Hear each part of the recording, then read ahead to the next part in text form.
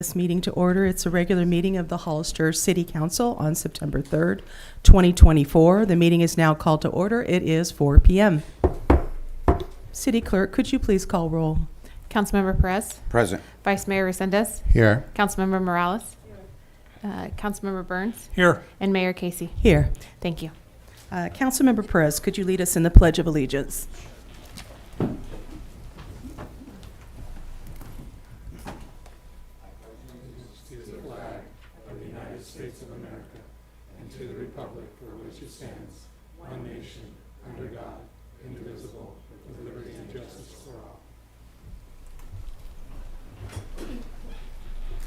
City Attorney, could you please announce any reportable action from the August 2024 closed session? There was no reportable action. Thank you. Thank you. All right, we're going to move on to special orders of the day. We have a proclamation for Childhood Cancer Awareness Month. Is there someone here to receive the proclamation? No? Okay, well, we'll hold on to this for them then. All right.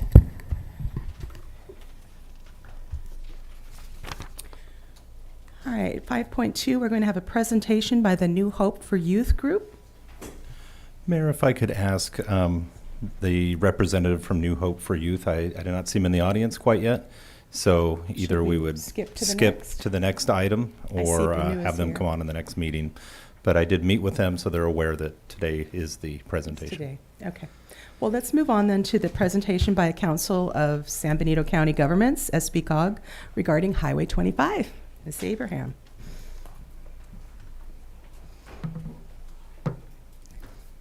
Thank you. Good afternoon, Mayor and the members of the City Council. Thank you so much for having me today. Joining me today virtually is Kelly McClendon from Caltrans District 5 Planning. And the purpose of this information session is just to provide an update on where we are on Highway 25. I know that question has come up multiple times during the last year and a half when I was here, so we thought we'll just do a little public engagement and let you know what's happening. Where am I pointing?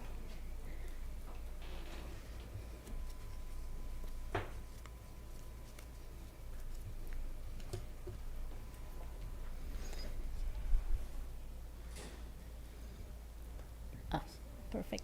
This one? Yeah, to go forward. Go back. Okay, thank you. Okay, Highway 25. The map that you see right in front of you is the section of Highway 25 we talk about when we are talking about Highway 25. It's a northern portion of Highway 25, starting from San Felipe all the way to 10125 interchange. So just for us to get on the same page as to what I'm talking about, I'm going to make it into segments. And segment 1, which is the orange segment, or the southernmost segment, is from San Felipe all the way to the roundabout. Segment 2 is the roundabout. So that's 156 and 25. Segment 3 is north of the roundabout all the way to the county line. The last segment, it's in Santa Clara portion, that's segment 4, and that will be talked about separately because that's part where we have to coordinate with District 4 and VTA.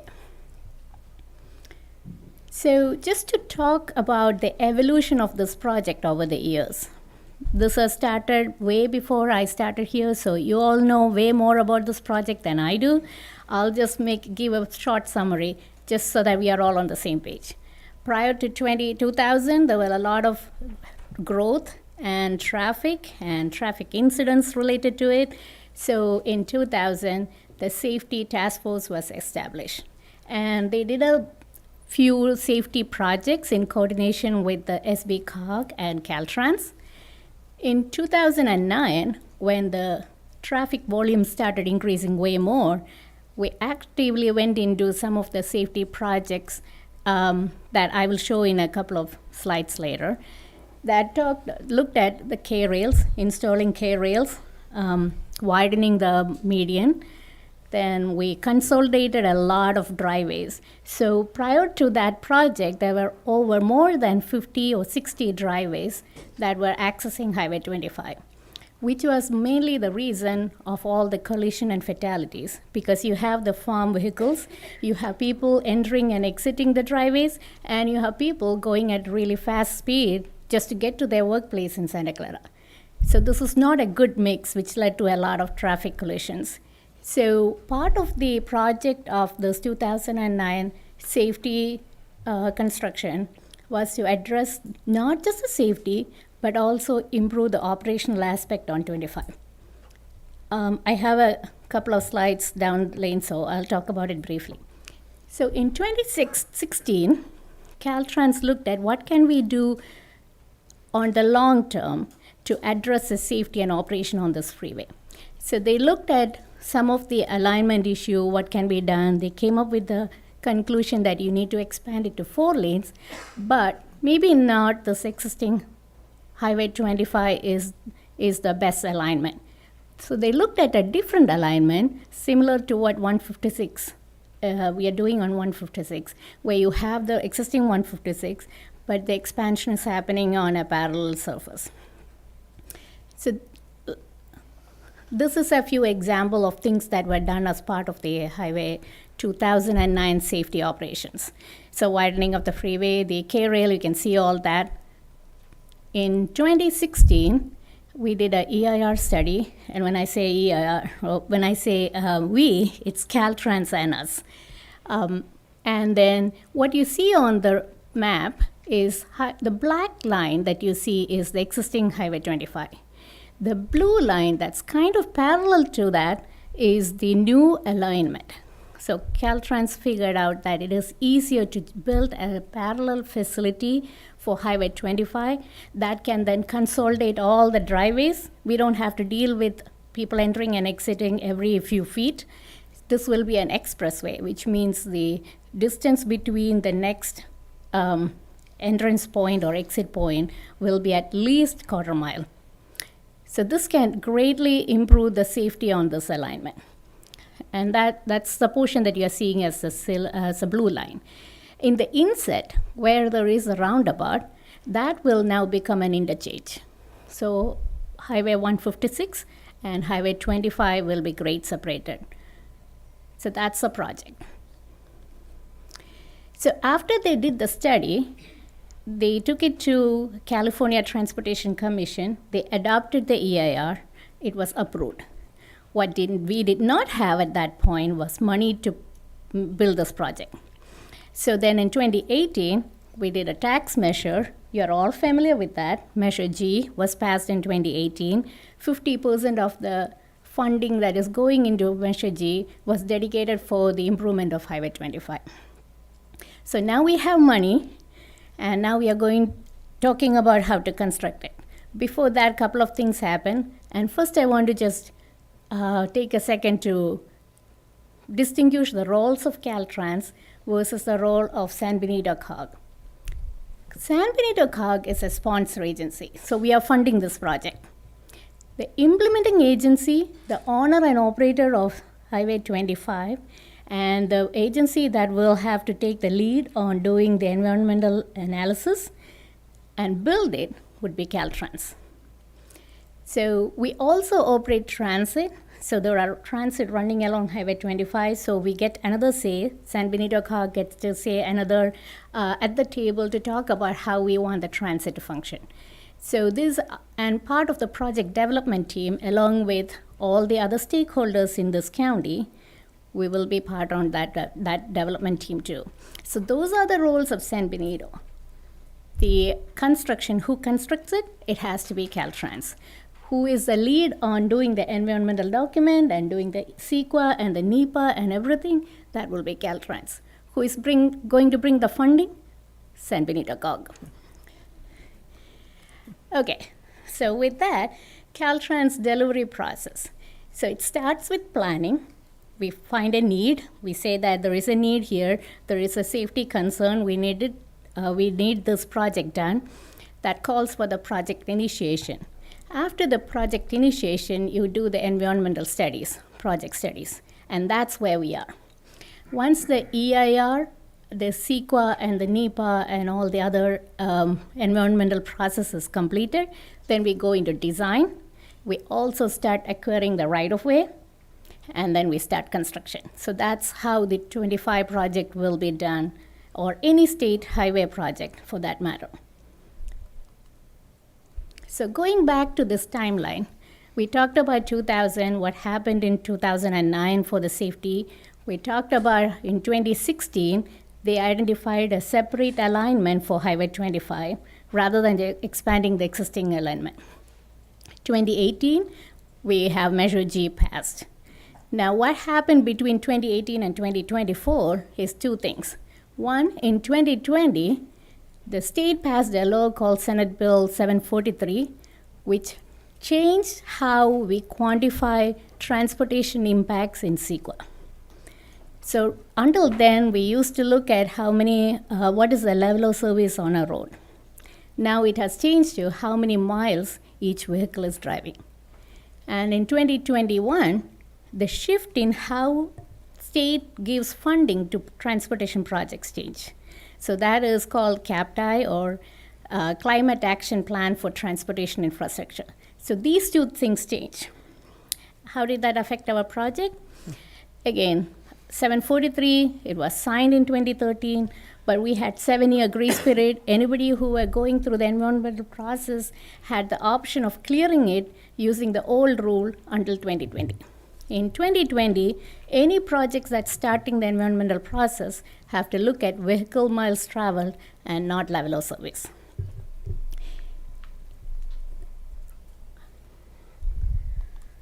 And then the second one is the Climate Action Plan for Transportation Infrastructure. This was directly from Governor Newsom's executive orders to reduce the climate pollution and to improve the public health and equity. What these two means to our project is that SB 743, if you, as a rural county with a neighboring job center, people have to drive a lot more to reach there, which means our project is going to cost a lot more to mitigate. And so the overall project cost increases, and with CAPTI, how we are getting projects funded, we have now, it's not a law, CAPTI is not a law, it's just a policy, but that's the lens through which state is going to look for giving us funding. So until the CAPTI wants you to promote more transit, walking, bikes, and things that will help improve equity, things that will improve safety more than just widening projects or widening highways. So when you combine these two, what happens to our funding is that for Measure G, we have $242 million dedicated for Highway 25 construction. That's over a span of until 2048, right? Over the span of life of that program. But we don't want to wait until 2048 to construct this Highway 25. We want to construct it now. And you do not have $242 million now, which means we have to bond. And when you bond, you get a fraction of what your overall estimate of your cost is going to be. So we supplement that with state and federal funding. Now we supplement it with state and federal funding. They're going to look at it through how are you going to improve the climate goals of the state? How are you improving transit? How are you improving the mobility? How are you improving the reliability of all mobility options, not just trying to push more people into cars? So when you combine these two, it's going to be hard for us to find funding unless we look at creative ways. And that's what I'm trying right now in partnership with Caltrans. Our focus is how can we reduce the vehicle miles traveled while also increase our chances of getting funding. In a nutshell, that's where Highway 25 is. So the investment that typically get funding from state and federal agencies, if you invest in bus and rail, if you improve the safety and reliability of a roadway, and if you improve the equity, if you are taking care of the disadvantaged community. So what the next steps are, we are doing this public engagement. I've been doing it all over the summer, and this is not like we do it once and we stop. It's an ongoing process until we get Highway 25 done. We do the environmental studies so that we can quantify what the project is, what are the alternatives, how much of the impact we have to address, and all that. We also have to be very creative in how we are going after funding, available funding, and how we can say the story of why we want the funding, why Highway 25 is important for San Benito. And then we are also looking at the Measure G side to see how we can make the cash flow analysis so that we get the money when we are ready to construct it. So that's my update on 25. I'll be happy to take any questions. Madam Mayor, Yes, go ahead. thank you. In an article last week, the mayor said, I've been dedicated to advancing the Highway 25 project, which has been stalled for many years. Binu, when I was on COG with the previous mayor, what was the cost of the project? I think the last cost estimate was from 2001 or 2004 or something like that. And it was about 271 million. So I remember 2 years ago, before the mayor got her position on COG, it was 220 million. You said we got 242 million from taxing the citizens for Measure G over a lifetime. What is the cost today since the mayor's been sitting on there? And before you answer that question, let me just tell you, she wrote in her candidate statement, Highway 25 project is moving forward again. What is the cost of the project estimated today for Highway 25 to expand Highway 25 BNU? So I don't have a cost estimate for Highway 25 today because the only way we can get the cost is by doing the environmental process. The cost I'm referring to, that is from 2001 or escalated in 2004, is from the preliminary. If you remember, I showed you a slide. So a couple of meetings ago, the mayor said the cost was roughly $600 to $800 million. I'll get to it. I'll get to it in a second. So I just want to show you. So if you look at this map, the project initiation is where Caltrans put together a rough estimate of how much they think it would cost. But that was done in 2001, which means the cost of land has increased, the cost of construction has increased, cost of everything has increased. We don't know how much it's going to cost to build it today until we get to environmental process and go through the steps of finding that. So then And where that's did she we get are. this number from? I'll get that to in a minute. So what we have looked at, other areas which are doing projects similar to this, what is costing them? And we have a rough estimate, and so it's a very, very, very, very rough estimate, and I cannot emphasize the very, very many times, is it's going to cost about 600, including the mitigation cost. So that comes after 2020, when the rules change, how we are going to quantify transportation mitigation. So 2 years ago, when I was on COG, we were told it was 220 million. Since the mayor's been sitting up there, that's more than tripled to 600 million. That's how I recall it happening, right? So then my next question is for you.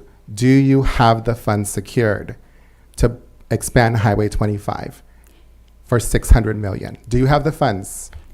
So the Highway 25 that Measure G provides, 242 million, we will only get that in 2048. So even if the cost is, 100 million, we still don't probably have that today, because we started Measure G like 5 years ago. We haven't accumulated that much funds.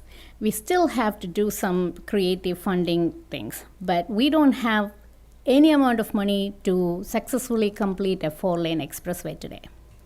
Okay. So you don't have the funds secured. So I don't know how we can say in a statement in the paper, we're moving forward with expanding Highway 25, which is one of the biggest concerns of the residents here, if you don't have the funds secured. My last question for you, Binu, do you know how many fatalities there were this past 3 weeks? No. 3 in 3 weeks. Thank you. Any other questions? So I have a couple for you, Vinu. So I think that the 600 to 800 was a rough estimate when we met with Caltrans, when we had our first. I sit on COG now along with Councilmember Morales, and they were estimating because of construction costs. It's not something I can be blamed for, which is the usual here, but everything has tripled, cost of steel, cost of concrete, everything. So Caltrans gave us a rough estimate, but we are moving forward. Did we not just have a rather important meeting last year with the folks that fund from the state level? Could you tell us a little bit about that? So we are meeting with, actually we are meeting with anybody who would meet with us. So we are meeting with all the agencies at the state level to understand what is it that they are looking for when they give funding, when they are awarding funding for all the projects.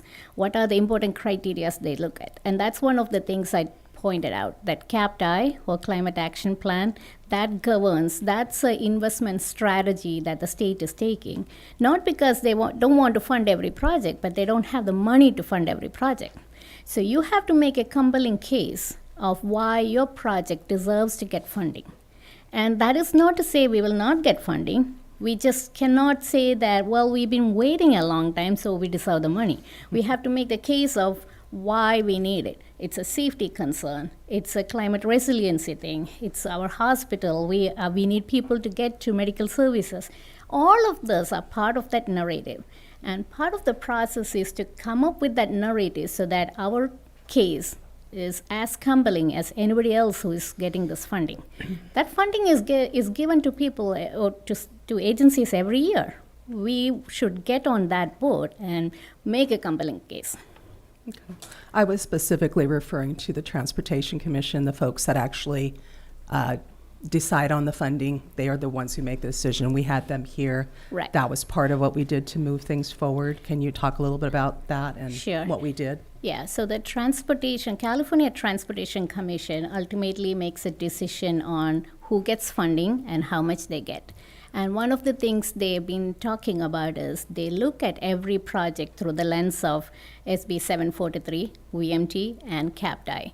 And they specifically told us, if you want funding, you should look at all the options that are, all the alternatives that are available, including how can you make more transit so that you can expand the road today, but you should be able to move more people from the cars to the mass transit. The idea being that if you just build a highway and everybody is on the road, in a few years, it's going to get congested to the same level. So how can you make some mode shift so that people have other options, not just one option of getting from A to B? They told us, look at the disadvantaged community. Are you able to help people who are doing multiple jobs, going to multiple places? Are you able to give mobility options for people who does not otherwise have mobility, does not own a car? Can they get from place A to place B? Those are the kind of things that they look at. And there are all other things that we can add to that, but the lens through which they look at is, how are you making San Benito or your community a better place for tomorrow? Right. Thank you for that. I just was trying to get at the fact that this was the first time I think the state commission had actually come to San Benito and learned about our county. And I think that's the storytelling piece. I know we had the town hall, but we also took them on the roads so they could experience it firsthand. And we had a lot of good feedback, and I think it's helped a lot. But what was the other piece I was going to ask you? So I just wanted to share. So we, the new COG board, has given you a priority. What is your number one priority that you're spending the majority of your time on as the Highway executive 25. director? Thank you. All right, I have no more. Do you have a question? Follow up? Yeah, thank you for the great presentation, Binu. Can you tell us about how COG has applied for federal funding through the congressional district to help fund Highway 25, please? Yeah, we have applied for a couple of different fundings. The most important one is we did apply for the community funding through Congresswoman Lofgren's office for doing the environmental study. because one of the things when we are applying for funding, whether it is at a state level or a federal level, the first thing they look at is it a shovel-ready project. If you haven't finished or completed your environmental process, you're not very likely to get funding. So we want to get to the end of our environmental process, complete our CEQA and NEPA, so that whenever there is a funding opportunity available, we are ready to jump on that. That's our number one priority. But even to get there, we need money. And rather than use our existing high Measure G money, we applied for grants, and we are still applying for grants outside. We also got $8.16 million for improving the transit in this region. So that money is coming probably this week or next week, the first portion of it, and that is specifically for addressing the transit needs.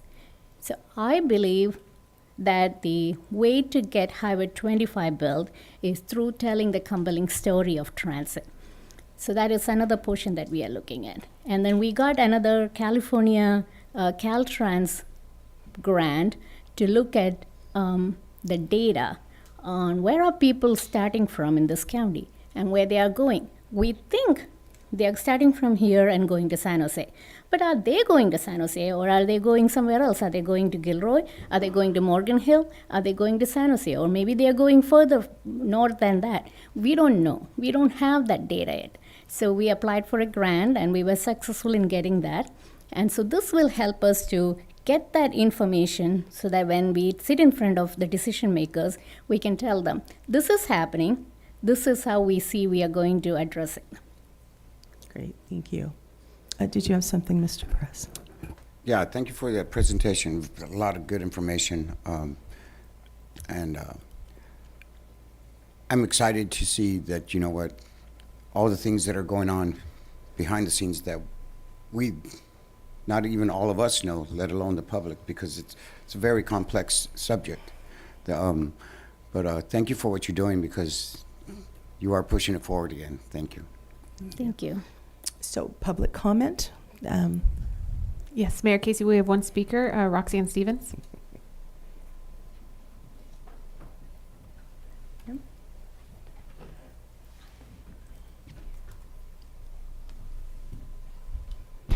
Hello. Thank you for giving me the opportunity to speak for a moment on this topic. My name is Roxanne Stevens, and I'm a long-term resident of Hollister. Good evening, Mayor Casey and council members. Listening to this presentation is very difficult for me because several years back, I've heard other presentations around 25 at a time when the traffic was nowhere near as bad as it is. And it's really disheartening to hear how the numbers are not only doubling, tripling in terms of the cost. A few years back, we heard a time frame of about 10 years for completion of the widening of the project. It feels to me, and I think to other residents, for sure people that I speak to, my friends, my family, neighbors, that we are just not being as aggressive in moving forward with planning for widening of 25. Based on this presentation, I've learned a lot of new information today, more than I knew even before, that it sounds like the standards for how we move forward on this have changed. And that before was just really based on the number of cars and maybe time spent on the road. Now they're looking more at other opportunities for environmental improvement, which for sure will add time to this project. So I'm really concerned. My husband and my son are on that highway every single day. It is becoming increasingly not just congested, but dangerous. We have got to be super aggressive on pressing forward on our plans, and I don't think that we've done that. There is no other topic of conversation in our city but Highway 25. Every single day, people are talking about what's happening on the highways. It's a time waster, and it's also an enormous amount of stress for families.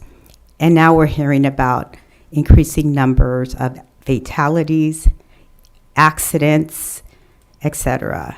I implore this group to take a more aggressive tone in moving this plan forward and not just sit back and wait for the state to come and help us plan this. We have to apply pressure. We also have to explain to our citizens why this is taking so long, because we've been hearing about this expansion that may now not even happen because standards have changed. Thank you for your time, for listening to me, and I appreciate any response to my comment. Those are all the public comments for this item. Okay. Any further remarks? Did you have any, Mr. Presser? We're good.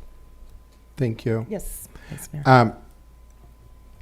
So it's not that we're blaming you, Madam Mayor, but I honest to God have to be honest with you. When you put out a public statement in the last couple of weeks and say, we're moving forward on Highway 25, I think that the constituents that read that are going to assume that we're expanding Highway 25.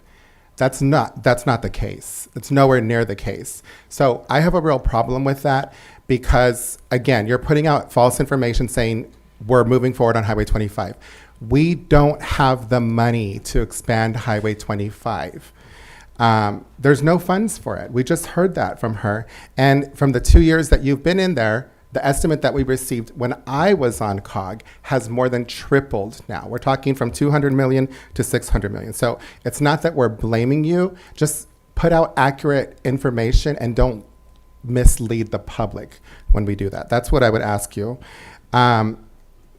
You said, Binu, that the reason we're expanding or even looking at expanding Highway 25 or why we're collecting Measure G funds is because of the traffic and because of the fatalities and the collisions that are happening out there. We know that they're happening even more today than they were back then. So why is this not a more pressing issue for the people who represent us at the state and federal level? Next, I want to tell you guys that this council, I have a letter that I received from this California Highway Patrol that says we should widen Highway 25 to 4 lanes before building more houses. This council is using your tax dollars to expand the city's sphere of influence to add 3,000 more acres of agricultural land into the sphere of influence, which will make 30,000 more homes if the county and them develop on it. Why are we building more homes, or why are we increasing the sphere of influence on their dollar when they're stuck in traffic and we can't even expand the highway? And the Highway Patrol is telling us that we should not be building any more houses. It's very, very concerning. And the speaker is right.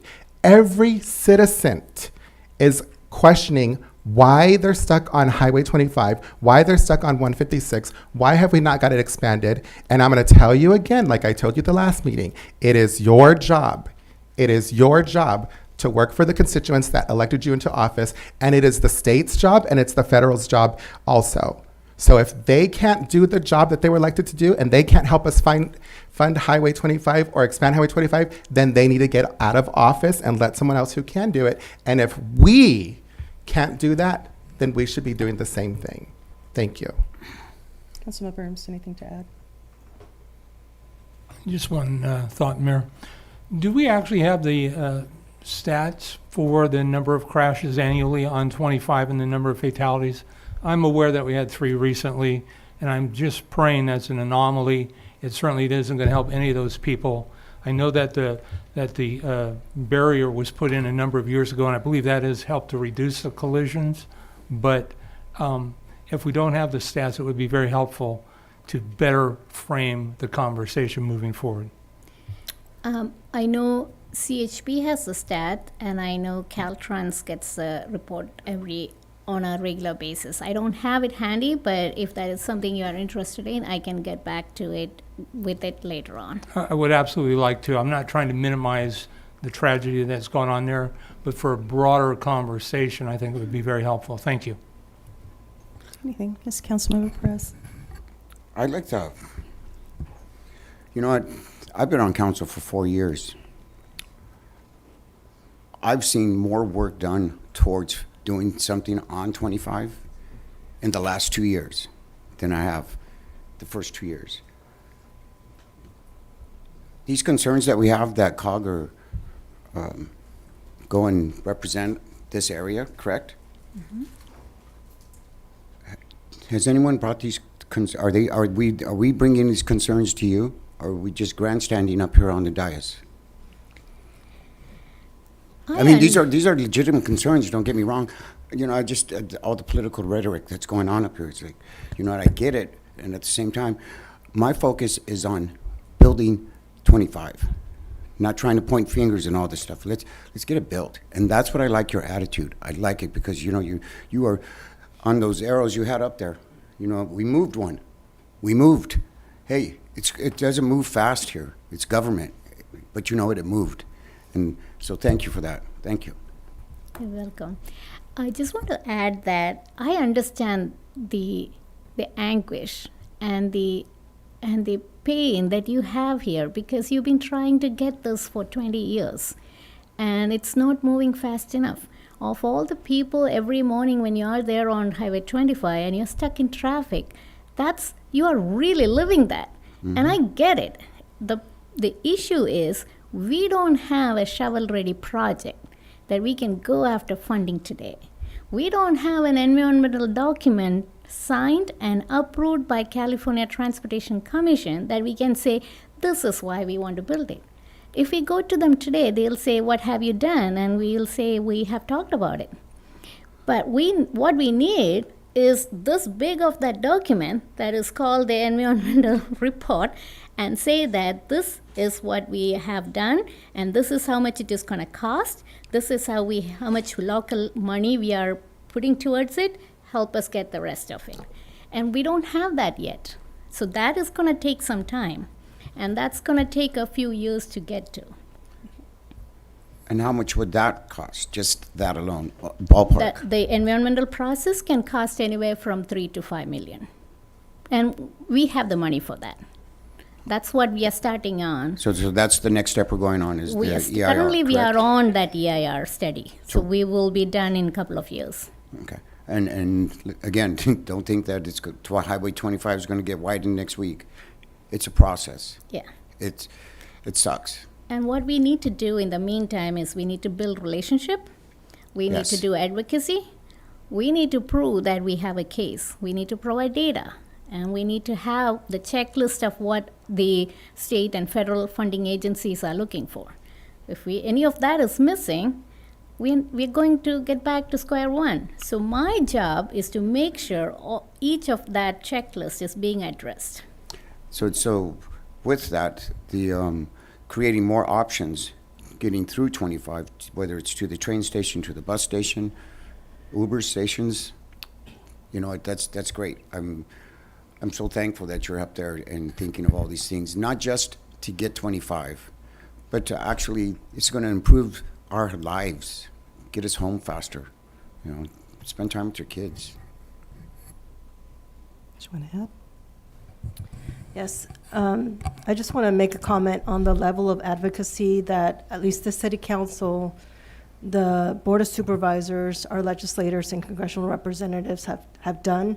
I can tell you alone last year, some of us went to Sacramento at least 4 times.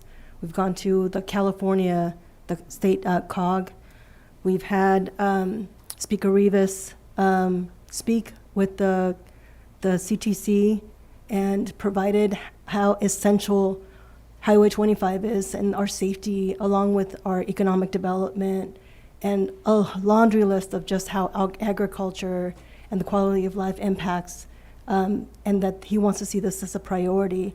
Our senators have also visited and met with us several times, not only on Highway 25, but a lot of other issues. And our congressional representative has been here multiple times, not only to go through the roads during traffic hour, but also find solutions, funding solutions to fund some of the elements through the infrastructure bill. The advocacy is not gone unnoticed. The County Board of Supervisors have also been very aggressive and have gone through Sacramento. We are establishing strong relationships at every level of government and also finding funding solutions to fund various aspects of what we can through the timeline that has been established for us. I do have one quick question. Okay, go right ahead. Thank you. I know if somebody needs something done, they can come and ask us for it, and then we can agendize it, and then we can pass a policy, and then we can fund it. Can't we do that and ask them, this is a priority, we need you to fund it, we need you to pass legislation on it, and we need you to help us widen 25 now, not 20 years from now. Can we not do that as a council, Binu? We can, but we haven't done the environmental document or the process. We don't have a report that shows what is the project, when is it gonna be done, how much is it gonna cost? What I need, Binu, Yeah. and again, you have to understand our frustration because our constituents, what I need is something more solid than that. Okay, so I understand there's a process to that, but I guess what I'm getting at, Madam Mayor, is for this council to put together a letter and say, Robert Rivas, you're the Speaker of the House for the California State Legislation, your house is on fire. Help us expand Highway 25. Get it past legislation, get it funded for the EIR, and then make sure that we have the funding for it in however many years, because we don't have that right now. So I would pose that question, if I can, Madam Mayor, to this council to take that position with the state legislators. Thank you. All right, if there's nothing else, so thank you, Benu, for doing this. I think it's really important for people to understand the process, why it was stalled for several years, and why it's now moving forward. I'm not going to politicize this or point fingers or be negative, because I think your approach is the correct one. And no legislator will give you money if you don't have a plan. You can yell all you want, but we've been working hard to develop that plan and to do the EIR. And in the meantime, as Councilmember Morales said, some of us have actually been advocating. I've had several meetings with Speaker Rivas. I meet regularly with the chair of the Board of Supervisors, as vice mayor of San Juan Bautista. We have meetings together. We've met with Speaker Rivas. We're applying pressure, but I think that's much more effective than sending a nasty gram letter. I just think that building the positive relationships, building those partnerships, and I think we've really done that. I don't know if it was mentioned, but actually Speaker Rivas did appoint one of our own local folks to the California Transportation Commission, as Bob Tiffany, and he is well-versed in Highway 25 and what we're facing, and also the difficulty of rural communities and how this VMT has impacted and made it much more difficult for us to update our roadways. So I think we have somebody right there in the mix helping us. But I think we've done a lot of good work. It's not over yet. Obviously, it's going to take time. But I appreciate your efforts in organizing it. I'm looking forward to our workshop where we'll be discussing possibilities and how to meet the VMT, what kind of things, kind of brainstorming ways to mitigate that and to be able to provide some options and get to the shovel-ready stage, because that's when we can really start looking for funding. Most legislators aren't going to, they want to see a picture and they want to see a plan. They don't want you to just say, give us money. It just doesn't work. So that's just my take, but I thank you for all of your info. I appreciate it and look forward to future updates. Madam Mayor, I've got a question for the city attorney. I asked this council, and I posed a question for us to write a letter to get something a little bit more certain than what we're hearing here today to our state legislator. Can we take a vote on that? I think it's very important for us to take a vote on that. So this item wasn't up for any action, Vice Mayor, but it could be one of your requests during your council reports. Okay, then I will make that request then, and we will make sure that the public is aware of whether or not this council is willing to advocate, really advocate for the expansion of Highway 25 and not just put out false information or political rhetoric. Okay. Thank you. One last. Please. So what's the next step is the EIR, and we have funding for that. So we're moving forward with that, getting back to business. So we're going, what's after that? That's going to take about a year and a half, 2 years? 2 years, 2 years? yes. 2.5? Well, if it gets Okay, 2.5. litigated, We'll go if with it 2 gets years. sued, then it gets longer. But the process itself should take 2 years. Okay, 2 years. And then that process, what's the next step? So just to inform the community, what's next? What to look forward to for? This is what we're looking at. Once we have an approved EIR, we can do two things concurrently. One is we can start right-of-way acquisition. We can start buying the right-of-way, and we can go into more detailed design, which would tell you not where the road is going to be, what exactly is being designed along the road. So all the minute detail that normally people don't look at. Once that design is complete, then we go into construction. Okay. Thank you. Yes, Councilmember Burns. Thank you, Mayor. So just in follow-up to that, my understanding is there's going to need to be some sort of a grant, not a grant, but a bond to allow for us to bond out this project. Right. Do we have to wait until all the other steps are done, or No. is that something we are actively working on? We are actively working on it. And what the only thing remaining is we need to tell them when we want the money. So we need to have a fair assumption and a fair plan on when all our design work will be done and when we will start going into construction. That's the only thing that's waiting. Okay, thank you. Thank you, Mayor. Thank you. I think that's it, Banoop. Thank you so much for coming in and giving us the presentation. I appreciate it and look forward to working with you.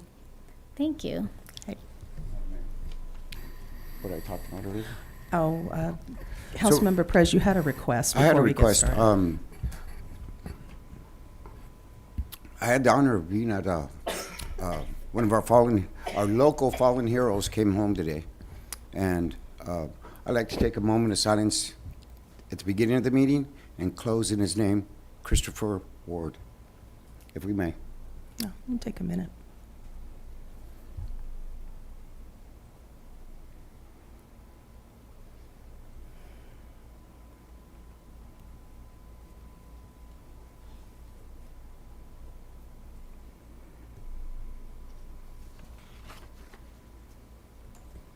All right. Thank you. Thank you. Do we have our presentation from New Hope for Youth? Yes, we do. We have Mr. Philip Nunez from New Hope for Youth. So, Paul, if you could bring that presentation up.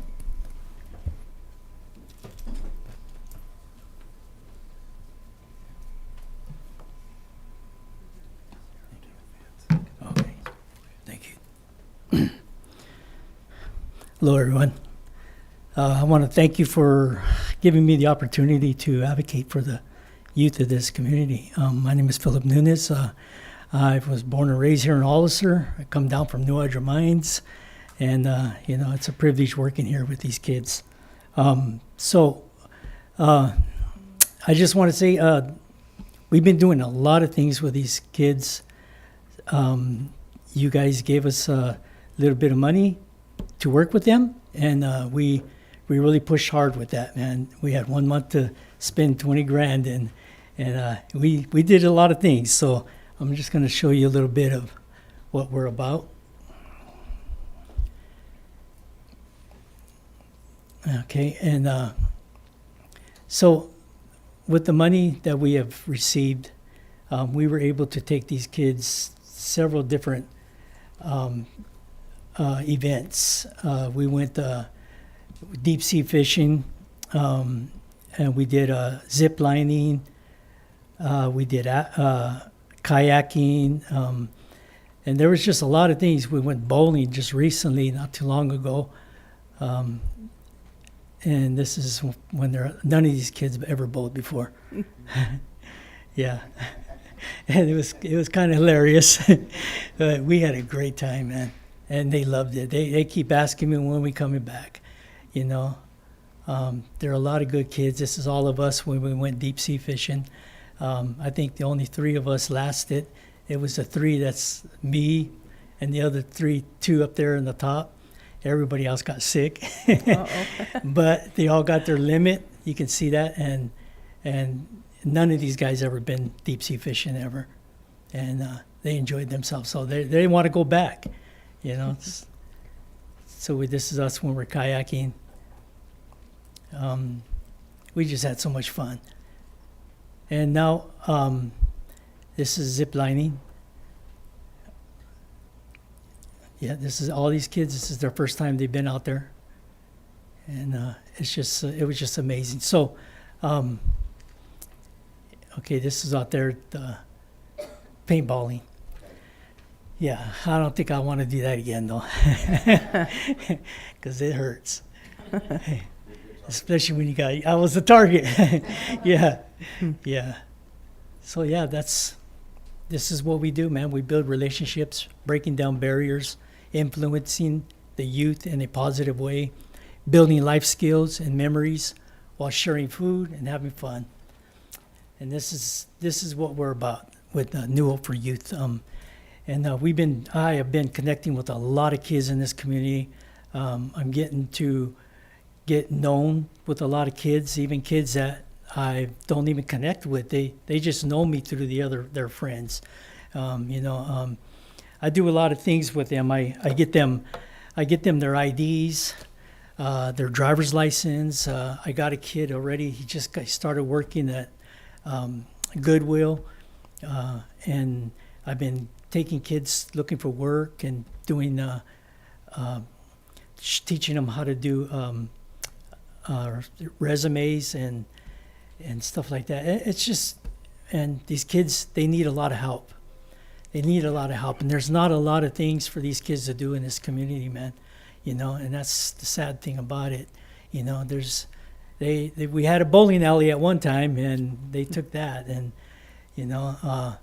but so we tried to, like for instance, today I went to the high school because there's a gentleman there at the high school that he did a lot of work with another program, and he had a lot of places that he would take the kids. So I kind of went over there and kind of found out what did he do, where did he take them, because I'm trying to find all these avenues for these kids, because they just want to do something, but it just takes money. It does take money. So I'm able to only work with the kids that are on probation right now because we're funded from the probation department. But the money that we had gotten from you guys, I was able to take all the kids, whoever wanted to go, and so a lot of these kids are asking me, hey, how come I can't go, So some of them I do take, what I mean? Because, man, I can't say no to them, I asked my boss, can I take them? He goes, yeah, I'll just take them, and so you guys give us a little bit of money. We spent, I don't remember how much my boss told me, but there was about what? It was out of 20 grand. We spent, about 11. And all we're asking for is just the rest of it back. We ain't asking for any more than that, man. You know what I mean? If we just get the rest of it back, we can use it. So that's why I'm here. Yeah. So, questions? Councilmember Burns, question? A few. So, Yes, sir. When you say the rest of it back, what does that mean in dollars? It's you gave us 20. We spent 11. I don't really recall. My boss has all those numbers, So whatever was left, I don't know, So my dirty math would be if we gave you 20 and 11 was left, you'd need 9, or if you spent. If that's what's left, man. Okay. If we can get more than that, Okay. that's even better. Right, and I didn't see your annual budget, but it would be helpful to see your budget and also understand the number of youth you serve, and maybe a Yeah. little bit more of a formal program. The recreation is yeah. really great, and I will find some money out of my discretionary funds, but I need to see more about Yeah. the specifics of the plan, maybe the curriculum a little bit, but I think it's great what you've done. And so if we could, can do that. yeah, I Yeah. appreciate that. Yeah. And so Absolutely. when I have that, no, I'm 100% behind you. Okay. Thank you, Mayor. Absolutely. Madam Mayor, Vice Mayor, go ahead. thank you for your presentation. Yes, sir. I know firsthand. I get a little emotional. Those are my kiddos up there in your pictures. Yeah. The work that you guys do. You guys take them to get haircuts for their graduation ceremonies. Yeah. You throw them barbecues.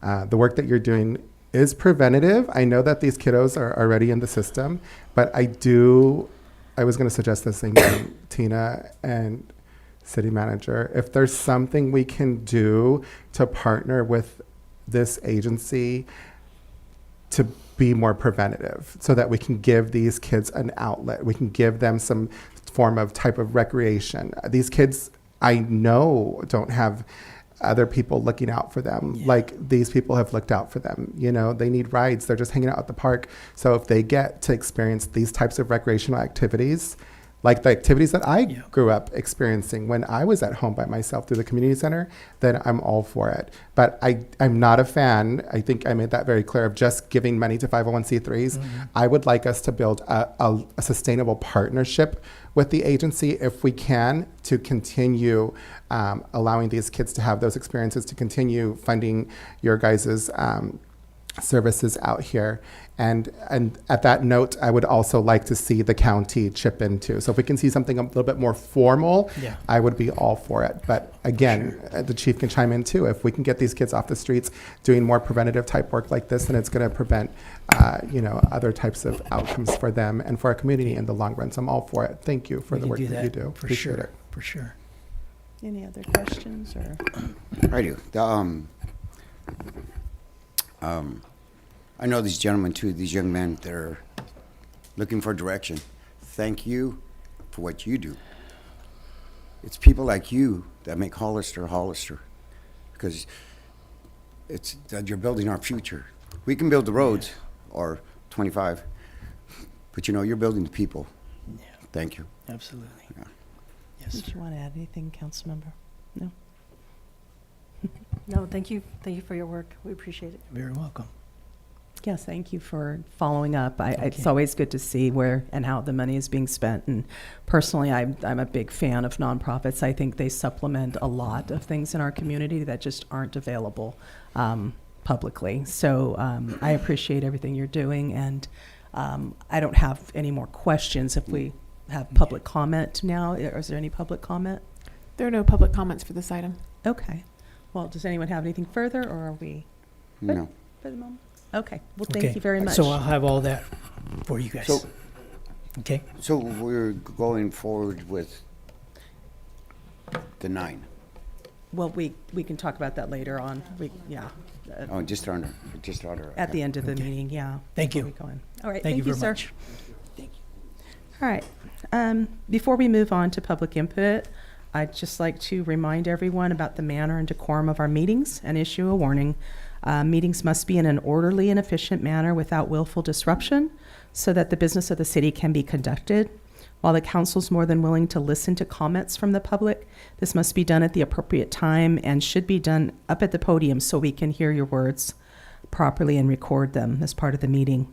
There can't be interruptions when council members are speaking or audience members chanting or calling names. If you do so, a warning will be issued.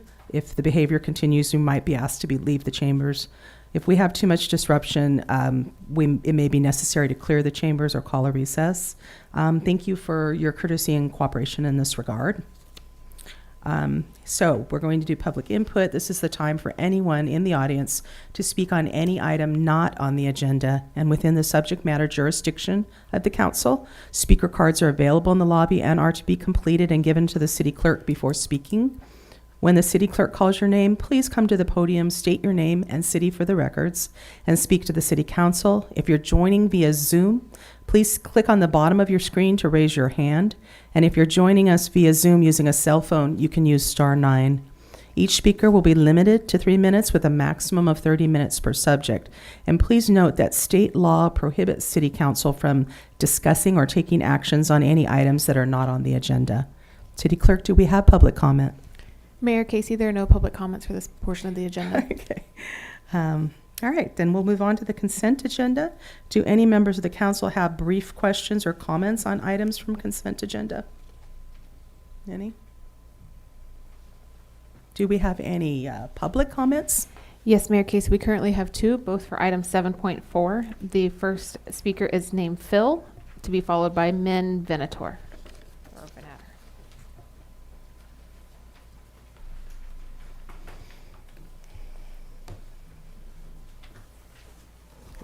Hi, I'm Phil Stafora. Thank you for the few minutes. I'm a tenant, long-term tenant at the airport.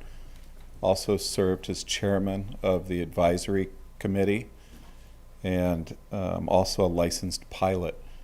Number one, regarding this, we're fully supportive of tenants expanding and bringing revenue into the city, but we want to make sure it's done so where it's uniform and this is an asset that we all share. So any expansion, any work done at the airport should be done where it meets the requirements of the airport.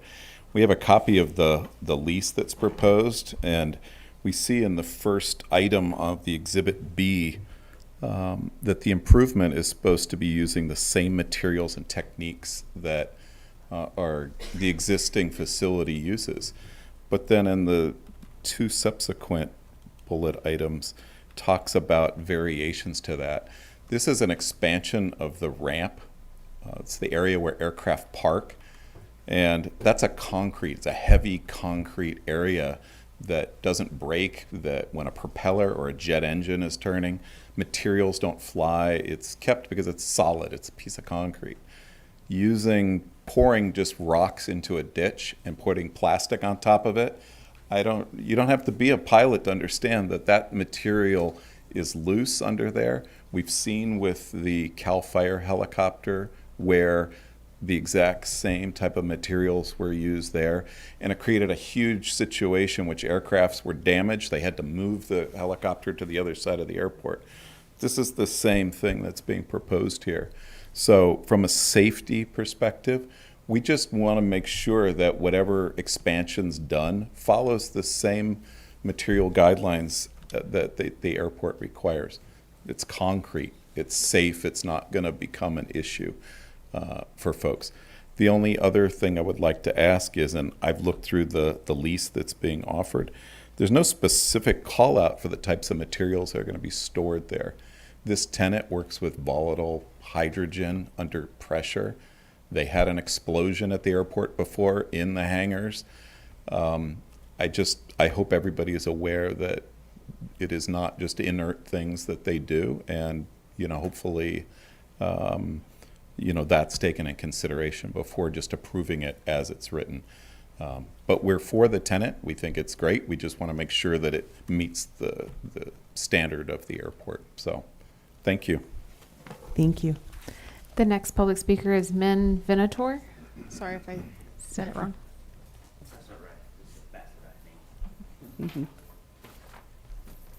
Hi, my name is Min Venator. I'm a longtime tenant at the airport and also a business owner at the airport. I've been there for roughly 30 years. So I have seen a lot of things improve the airport. I'm all for improving the airport. Like Phil mentioned earlier, if you're going to do something with a land lease, somewhere after the lease is can continue to be used for the next tenant or for all the rest of the tenant. But with this whole base rock and plastic on top of that, after the lease is done, the airport gets stuck with it. That means we got to clean it up. That's going to cost us money because this is not permanent, not for a long run. And the whole $85,000 we hope to get from this lease, it's going to go away. So it's a negative thing.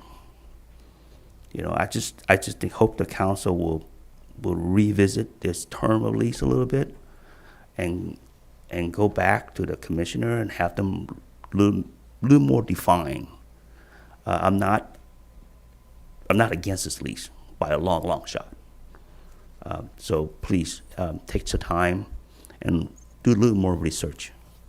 Thank you. Thank you. Those are all the public speakers for any of the consent calendar items. Madam Mayor, Yes, Vice Mayor. after hearing the public comments, I'd like to, if we can, pull 7.4 and then approve the consent agenda. Okay. Thank you. Then can I get a motion to that effect? That'll be my motion. Okay. Is there a second? Second. All those in favor? Yes. Yes. Motion carries 5-0. Okay, so we're going to go to item 7.4, the resolution approving a ground lease agreement with Zero Avia for space to locate equipment and other property at the Hollister Airport. And we have a staff report. Good evening, council and members of the public. I'm Jeff Crusher, the airport director. So Yes, our tenant who does work with hydrogen, they specifically are developing power plants that would work off of hydrogen-based technology for aircraft. And so with that, they've come to us. They have equipment that is currently on trailers that would be proposed to be located in this 10,000 square foot area. So I didn't hear that the term of the lease is in question here, but just to give a little summary here, the proposed ground lease provides a 10,000 square foot space located at the north end of the aircraft parking apron. It has a base 3-year term with 2 potential 1-year extensions. The initial base rent is $2,300 per month with annual CPI increases. It's expected to produce about $85,000 over the 3 years. And then the type, orientation, and use of equipment and or other property that may be proposed to be located in this lease space would be subject to airport management approval. And that's because this is recognizing that this is surrounding by aircraft movement area. So it is sensitive, and the tenant use and access of this location should be conducted so as not to interfere with any aircraft operations. That's been communicated consistently with the tenant. In terms of improvements, because we are looking at only a 5-year type of max lease, they were looking to make improvements. Our concern was that this does not create a situation with foreign object debris, FOD, as we might all know it, where airport staff would be constantly going out and using our resources to clean the apron. So with that being said, the area needs to be slightly brought to level with the apron, and that was it was proposed by the tenant to use base rock and then this super track pad, which is kind of a composite plasticky type material that would be anchored down into the ground. And so at this point, if they were to leave the facility, the super track pad could be picked up, and then we would be able to look at the cost to improve that to concrete in the future. So at this point, the 10,000 square feet is anticipated only to serve for equipment and not aircraft. So if we were talking about aircraft going in this space, then I do agree that the super track pad would not be the improvement that we would be requiring. But we've started to collect some estimates in communication with the tenant, and so if the cost comes out to about the same for the super track pad and cement, we may be willing to have cement put in there. Okay. Do we have questions? Anyone? No? Councilmember Burns. Thank you, Mayor. Director, with the super track pad, I appreciate the explanation there. Does that form of construction meet with best practices within the industry and the FAA? It's an acceptable improved surface, but you know, there is a valid point that the members of the public spoke to, which is, you know, if it's going to be long-term and potentially be an addition where we would look to have aircraft there, then it should really be a cement surface. Yeah, any sense what the increase in cost would be to put cement in? Not right now. Okay. We're working Okay. with the tenant to get estimates. Okay, I think that would be helpful because my hope is they're there for 30 years, but if we're talking about a 5-year lease, we know life changes. And so I would like to be consistent with best practices within the standards in industry and construction as it relates to an airport. And then my second question is even, I think, of a greater concern to me is the point brought up about the hazardous materials stored in the facility and a previous explosion in the facility. And so is there a hazmat plan in order with best practices, and has our fire department weighed in on this? Yes, there is, one of the pieces of equipment to be stored there is a Department of Transportation approved trailer that is a containment trailer for hydrogen tanks. And so it's meant to contain any kind of explosion or any kind of leak of the actual tanks. So that would be there on wheels. It's currently now on the apron. So it's been out around by fuel trucks, it's been by aircraft, and no one has expressed concerns of that trailer being located out there. So I think moving that makes sense down to one uniform position away from, it would have more space at that end than it's previously had in its locations. And then we did not have time to get fire marshal involved in this. So certainly, again, that's why we have airport management's approval for the actual equipment that'll go in there. So that would be a step that we would do before locating that.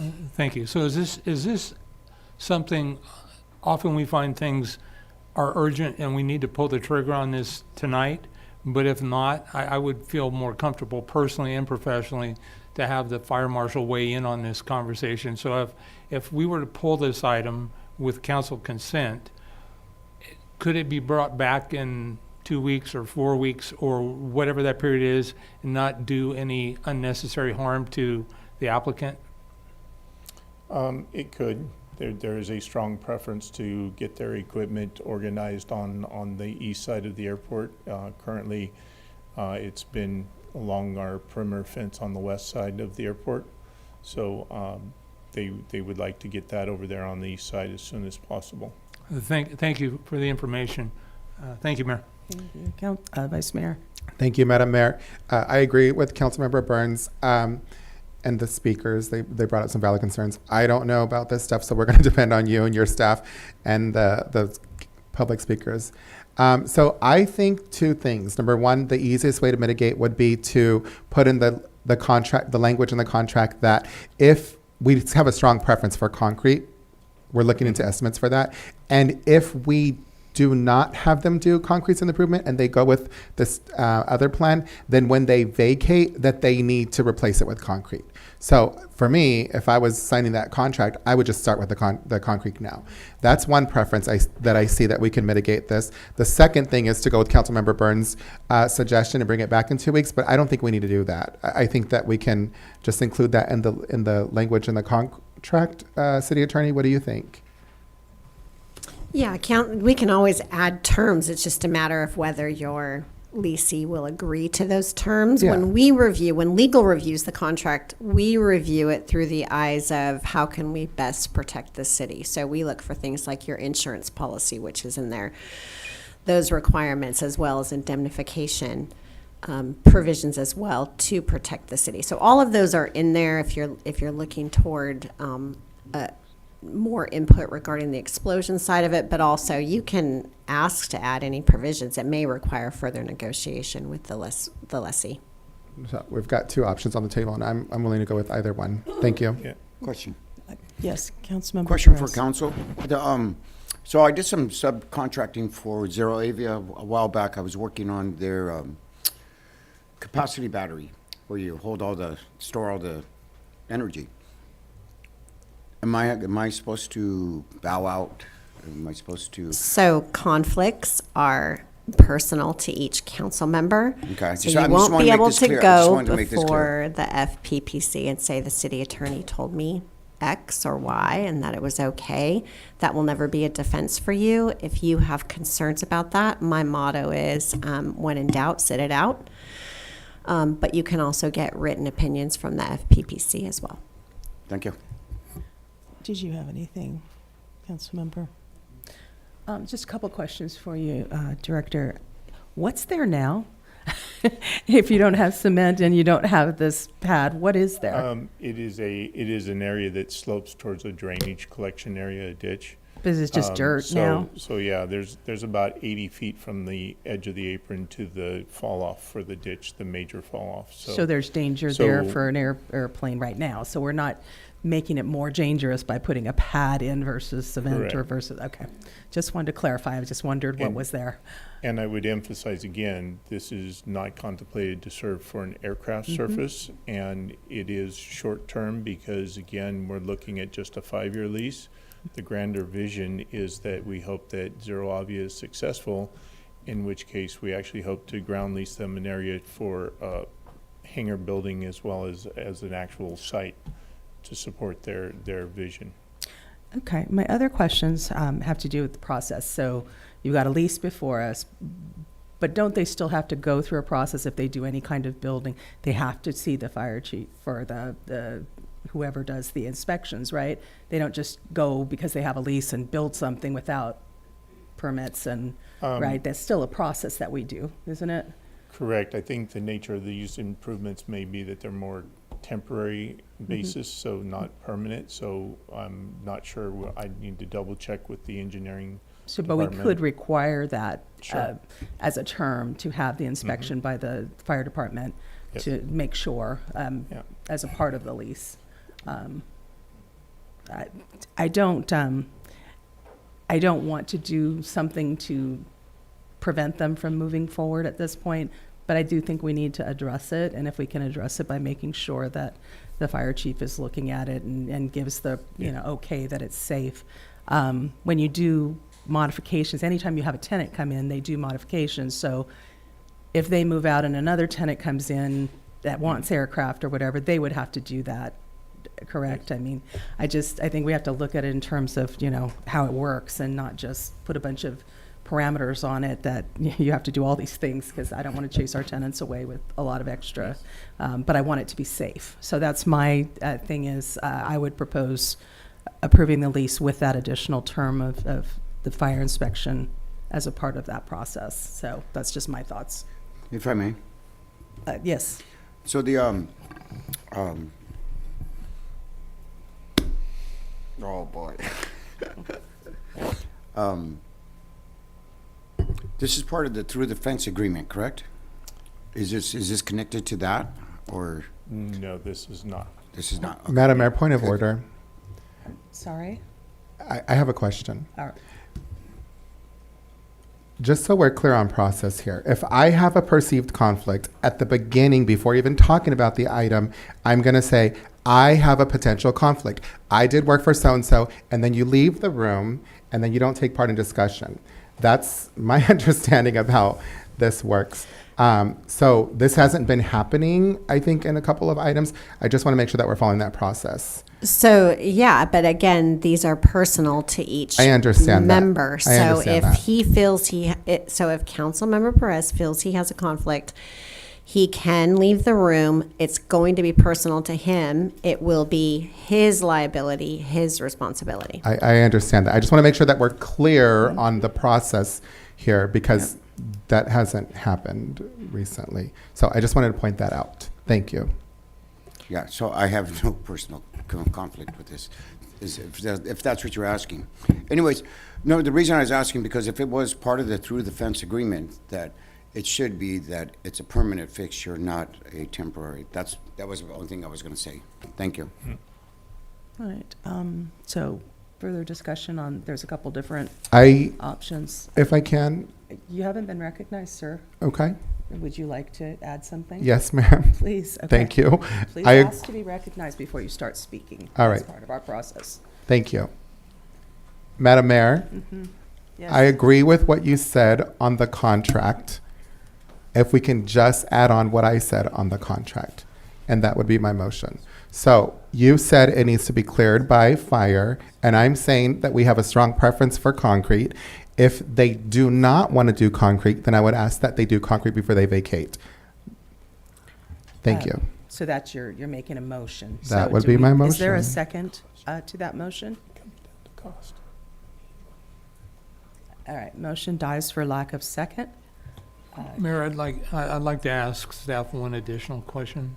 Yes, please. please. So Director, with what the applicant, the business owner is proposing, I did hear the concern about, there's a technical term, but when another plane goes by and it throws up the stuff, it could cause harm. Is that a real possibility with this, with the way it's proposed now? Well, certainly a plane could be moving and throw stuff towards their equipment. That's an accepted risk with the use of this space. No, I understand that. Maybe I'm not But clear. vice versa, their equipment is just going to sit there inert for No, the most but part. I guess my thought was, because it's covered, the material, the gravel is covered in plastic, is it possible that the plastic could fail and then it could make an opportunity for something passing by, regardless of what that plane or where that plane is or who owns it? Could this become a problem in the next 5 years with this type of construction? Well, we would be monitoring the site for any deterioration that would lead to potential FOD, because again, their leasing activity is not meant to add FOD onto the apron. That's a concern to the airport. So again, there's language in here for us to say we have airport management approval about the type of the equipment that's going there, the orientation, because we want the highest things towards the center of the site, not towards the fringes, because that's closer to the aircraft movement areas. And so, and obviously there's no need for FOD there. That was a major concern to us. So, and we did talk about our preference being cement, but we're collecting bids on that. CAL FIRE has used the Super Track pad. They were kind enough to want to donate it to this purpose because there's a bunch of it around at the airport. So when we talk about Super Track pad, it's about an almost 2-inch thick kind of a plasticky composite material. Fits together like puzzle, and then it gets anchored down into the base rock. So if I'm clear now with what I've now heard you say, is the Super Track, they're gonna pay zero for, and it's gonna be donated by CAL FIRE. And I'm absolutely fine with that, but I think, again, I understand Vice Mayor Resendez's motion failed for lack of a second, but I really would like to know also what it would cost to put cement in there, because I get that that's a business decision, and if you can get it for free, there's still gonna be labor, I'm sure, of installing it.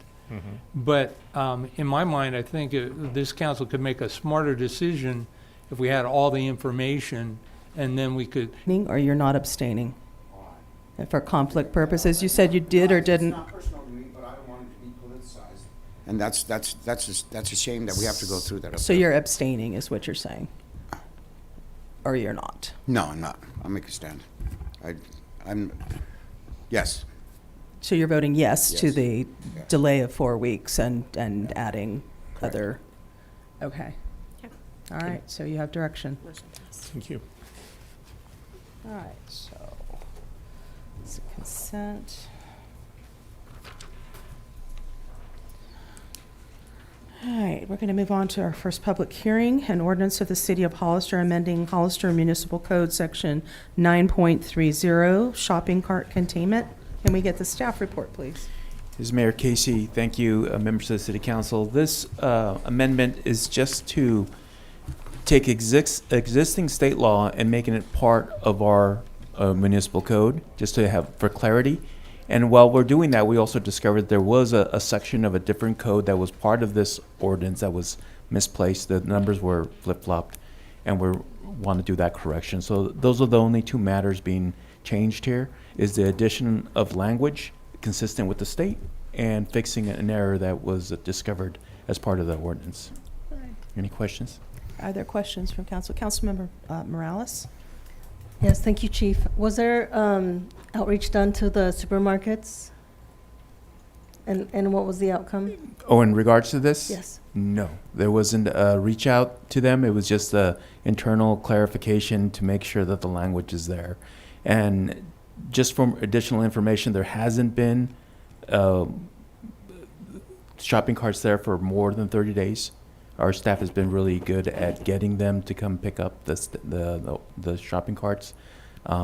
So this is just, a lot of other cities have this language, and we just wanted to be consistent. Yeah, my request is that we at least just reach out to them and let them know we're doing an update by the law that this is just communication for community involvement and transparency and just communication. There were, I can't remember when, but maybe 2 years ago, there was an uproar, and so you dealt with that very well. There was a rewrite of this policy, so I just want to make sure that they're fully aware. They don't feel like the city's not a partner in this, just for full transparency. Yeah, and our staff has been in contact with a lot of the agency, a lot of the stores that have these shopping carts. There's some of them are frequent. Their shopping carts are being found throughout the city, so the staff is working with them, trying to get them to comply with the existing ordinance. So that would be my request when we get to that point, is that pending community outreach with the owners of the supermarket, then I would ask for approval after public comment, of course. Okay. Do you Mayor have any Casey, we can make that staff to reach out to everyone that advised them of this ordinance, if that's your desire of the council. Any other questions? Okay, then I'm going to open the public hearing. Do we have public comment, City Clerk? Mayor Casey, there are no public comments for this item. Then I'm going to close the public hearing. Now, any further discussion and deliberation? Anything? Or so? Mayor Casey? Yes. Thank you. City Manager rightly pointed out that this is only the first reading. We'll make sure that we reach out to all the stores before the second reading of this ordinance change. So is there then a motion to approve this first reading, this item? So moved. Motion. Second. Okay. All those in favor? Yes. Yes. Yes. Yes. Opposed? Okay, motion carries 5-0. All right, we're going to move on to item 8.2, an appeal of Planning Commission denial of site and architectural review 2022-6, appeal 2024-2. Can we have a staff report? Good evening, Mayor and council members. My name is Magda Gonzalez, Senior Planner.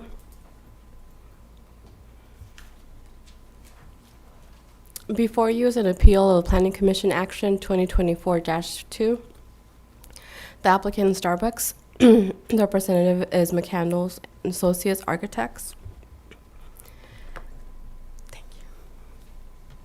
I'm sorry, I'm a little under the weather. I apologize.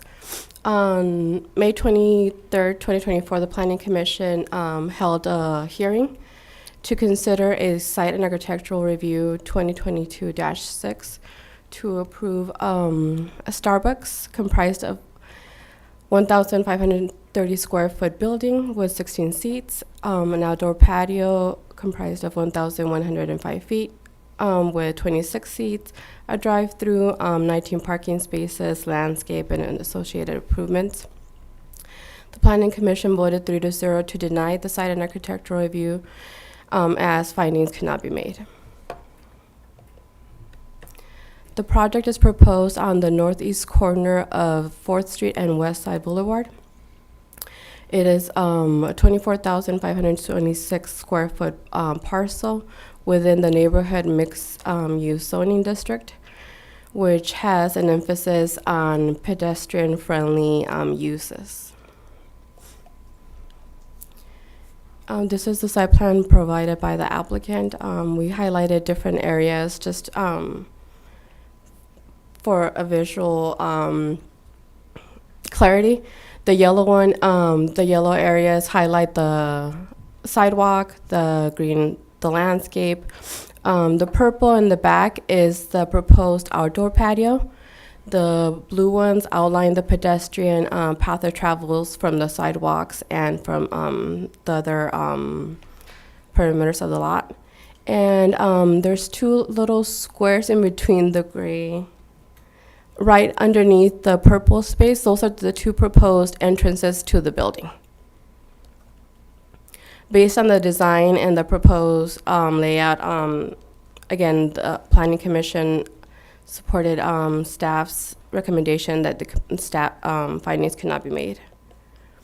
The applicant filed an appeal stating that they believe that all zoning and general plan requirements have been met and that the City Council could make the findings. They did provide a copy of the findings during the May 23rd Planning Commission hearing, and I believe we provided that to you. They also provided a revised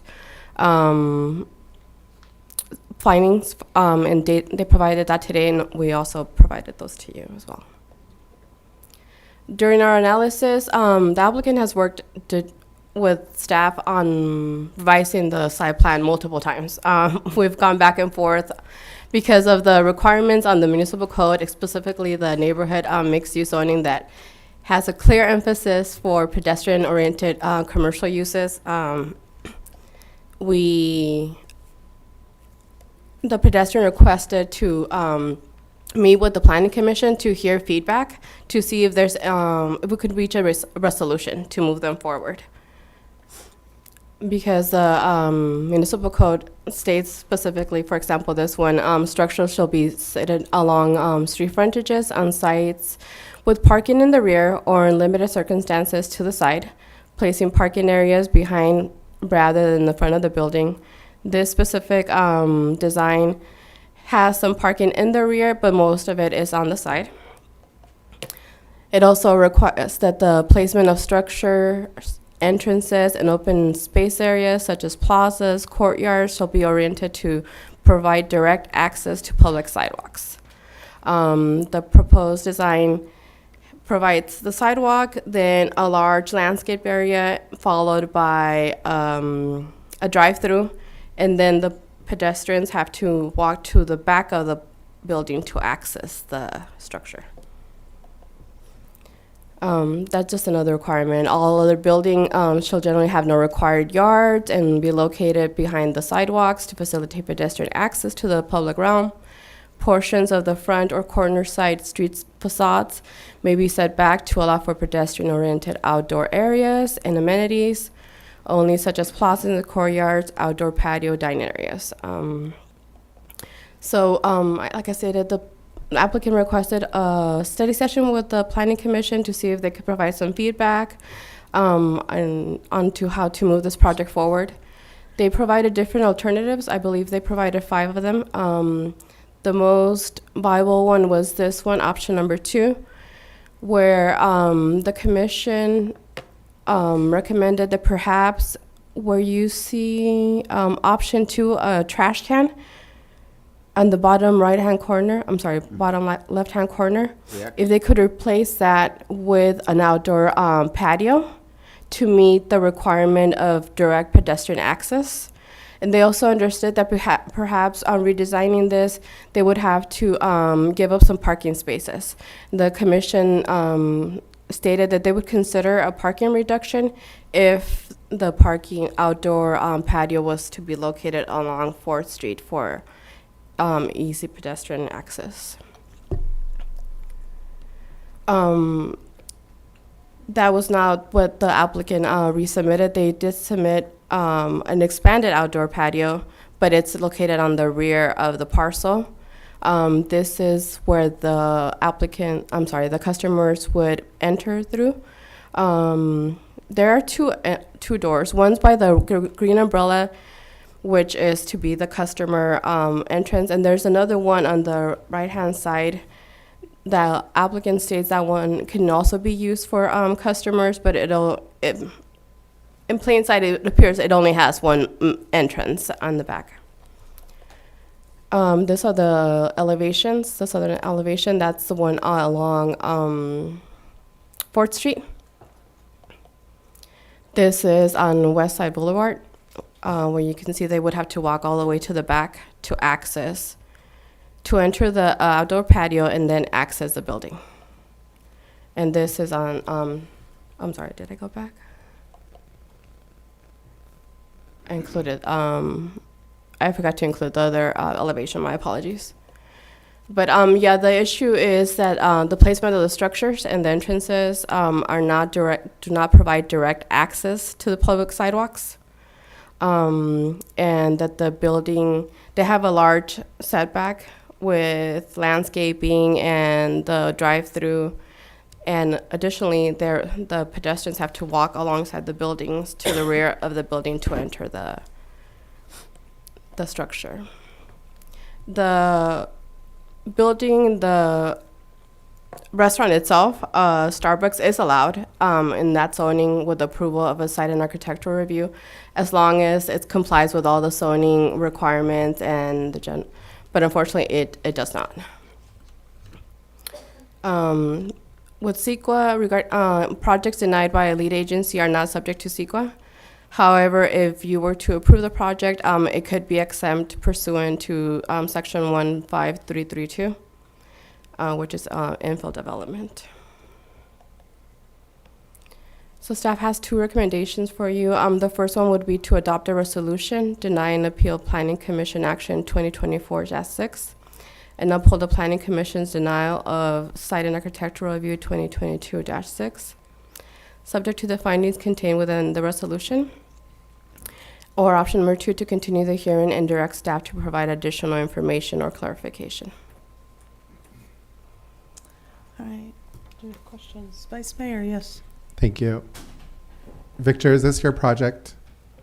Can you come up here, please? I got to say, I don't know why we're talking about getting a Starbucks here at this level. I think the staff and Planning Commission should have gotten to a yes with this. It's, in my opinion. Why are we talking about putting a Starbucks there? What's the problem? What do we need to do? And there's a third option, by the way. The third option is that we deny the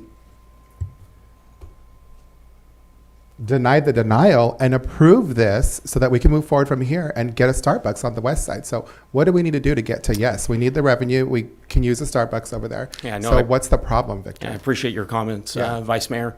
Really, I'll be completely candid with you. I know each and every one of you and your staff very well. I think one of the challenges was the musical chairs that we were playing on the Planning Commission. Five We had, I think we dealt with 13 planning commissioners over the course of 2+ years. So the inconsistency certainly didn't help, Vice Mayor. We appreciate your willingness and, always supporting these economic development projects. It makes a lot of sense, but, staff has been just an absolute pleasure to work with. But obviously, as Magda has stated, you do have rules to follow, right? And so we understand why we're here. But there's a lot of good reasons why the orientation is laid out this way. We want the patio actually in the back. I don't know how many of you have actually sat at the patio in San Felipe. You can't hear anything, right? So the patio actually does make a lot of sense in the rear. And we also have made improvements to the crosswalks, crossing the drive-through. That was also a challenge. And again, we understand why staff would take that position. But before I continue my comments any further, Vice Mayor, I do want to say we do have a presentation from our team, and it may answer actually a lot of your questions. But again, happy to answer any other questions. The only thing that I would say is that there should be another entrance on the, I don't know what side it is. So you've got two on that one side. I would personally like one on this side and then one on that side, and then you've got one on the back, right? We have one in the rear right now currently. So I would prefer one on the side because when you park, you can just park right there. I think our illustrations, actually, Councilmember Resendez will actually help you with that, because even the parking, the way that the door is set up, it's actually kind of in between the patio area and the parking lot. So it does kind of make sense to have it there. And if it's located toward the front, as you can see in this visualization, we do have the drive-through there, so it makes it a little bit difficult on that side. I love the art. I love the landscape. It's Appreciate beautiful. that. Let's get to a yes tonight, please. City That would Manager, be my did you want to interject suggestion. something here? Yeah, I just wanted to clarify what the Vice Mayor mentioned. On the presentation, it showed 2 options, although in the staff report, there's actually 4.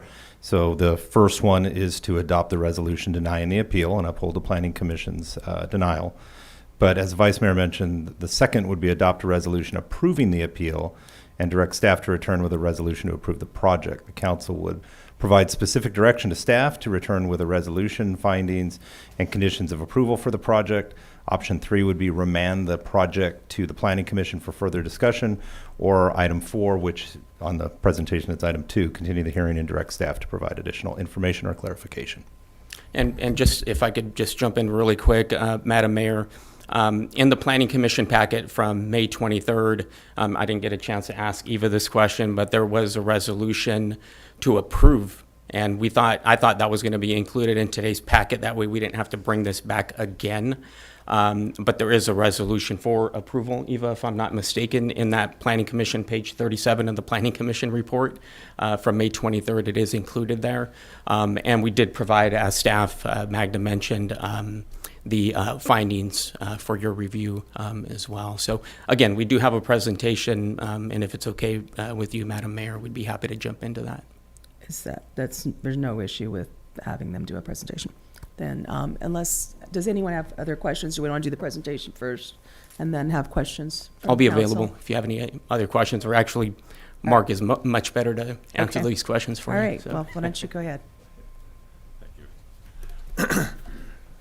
Madam Mayor, members of the City Council, my name is Mark Engstrom with Engstrom Properties, and we are the developer on behalf of Starbucks. We also have the Starbucks team here and part of our team if we get into any technical questions. I would like to start with our first slide and just kind of walk through a little bit about our project, which I think will go to answer a lot of your questions. This is just our rendering from the intersection of 4th and West Side.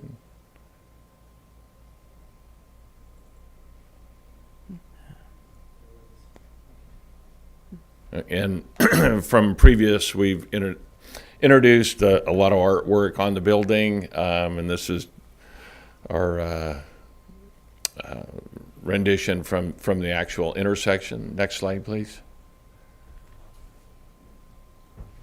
This is thank you. This is just an outline of our time frame. We started working with the city in 2021 on this particular site. Our first probably 6 to 9 months on this was focused with traffic. And it was traffic and public works that dictated exactly where the street entrances could go. And this is all based on our traffic studies and traffic analysis. And then from there, then we embarked on the actual layout of the development. We needed to accommodate on-street parking flows so that, we had to have a certain separation from the intersection of 4th and West Side. Ingress and egress, if you'll see a little later, is that the entrance off of 4th Street is entrance only. There's no exit because of what our traffic consultants had determined here. Waste removal is a significant issue here because we have daily waste removal with the large trucks. And if you note the site plan that had previously been shown, that was the Planning Commission's preferred route. The trash removal was actually on 4th Street, and Public Works and the waste company would not allow us to go that direction. And so this is an example of where we have multiple departments with conflicting policies. And so we were a victim of that, so to speak. We were able to accommodate our parking and stacking, so approximately 1 year later, we assembled all that information, made a formal submittal. We worked with staff, and we probably had a half a dozen different renditions of site plans, but we also had multiple staff turnovers. We brought it, and when it became apparent that we couldn't come to a consensus on our site planning, we had asked for a study session with the Planning Commission, and I think they gave us some really good direction, and we incorporated all of their comments into our revised final application. We came back in May, and at that point, there was more, we were unsuccessful. And so here we are today. And so what we've done is we've attempted to highlight our takeaway from comments from city staff and from our Planning Commission meeting. So highlighted in yellow is all of the pedestrian passageways that service the site. In magenta is where we've moved the outdoor patio area because of our experience that we have on San Felipe. You can't hear anything, so we got it out of the wind, and we actually enlarged it at the recommendation of the Planning Commission. The green is our interior seating area. We also added the public art to the exterior of the building. We've done some additional modifications to our site plan. The exit of the drive-through, we've exaggerated the wing there so that there is no attempt for somebody exiting the drive-through to try to make a right turn. So it's really clear you can come in there, but you can't leave there. And then pedestrian safety was one of the concerns that we had heard. And so what we've done is we've incorporated truncated domes on all of we have two passageways that go through the drive-through, so we've included truncated domes, we've enhanced the striping in the actual drive area, and we've included stop signs for the vehicles. Those are those little red dots. Here's a rendition of our back courtyard. It's a public area. It's significantly larger than the one on San Felipe. It's actually about 3 times as large. This is a little over 1,000 square feet, so it's going to be quite an attractive common area, what we call a third space for the neighborhood. This store will bring 30 jobs. That will bring Starbucks almost up to 90 just in the city of Hollister. And it does meet the need for the services for that area. As you'll hear from Tamara here in a little while, that's one of the questions that Starbucks gets often is that when are we going to have a store on the west side? Here again, this is the pedestrian entrance coming in off of the actual intersection of 4th and West Side. This is one of 3. Here is the second entrance that crosses, or this is an example of one of the crossings at the crosswalk.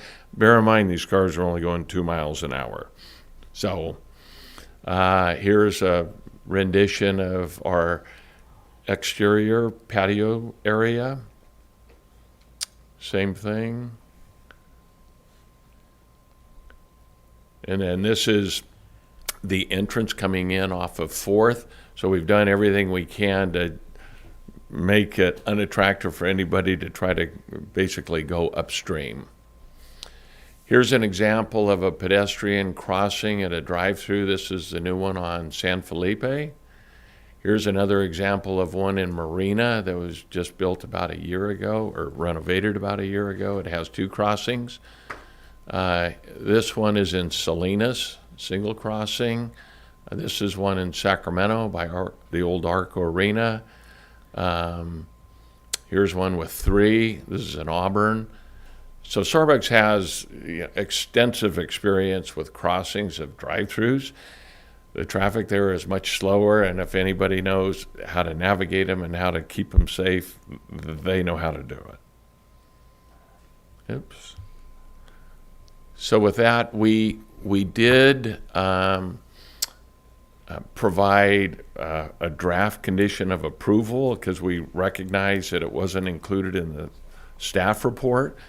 So we did provide that to council earlier this evening, along with our findings that are necessary, for our design review approval. So I think they have everything that they need. But if that's not the case, we could come back in a couple of weeks. And with that, I'm happy to answer any questions. Councilmember Burns, questions? Just a few, Mayor. Thank you. So I guess to begin the conversation, I do want to disclose that I did have a meeting via Zoom with Mr. Gomez regarding this project. And so, but I do not believe I have any conflicts whatsoever. So can you tell me how many people this facility will employ once it's open? About 30. About 30, okay. Part-time, full-time? Mix. A mix. Okay. So Okay.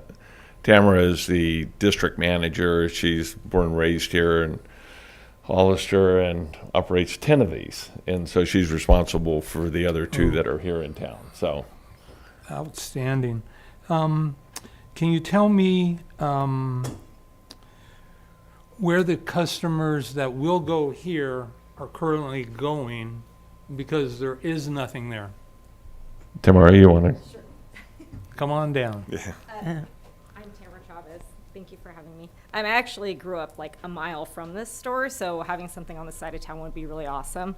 Currently, they're going to our other 2 locations, which is causing a lot of volume and is hard on the community and hard on the partners as well who are serving, just because it's an influx of business. So also, if you're heading out of town, you're kind of backtracking when you go to San Felipe or the one on Sunset. So this will actually, support our customers to be able to have their coffee on their way before they head out. It might be premature for me to ask, but any idea what the hours of operation will be? Usually when I open a new store, we usually do like a 6 to 8 for like a first few months. And that kind of helps us build the staff and get adjusted to the store.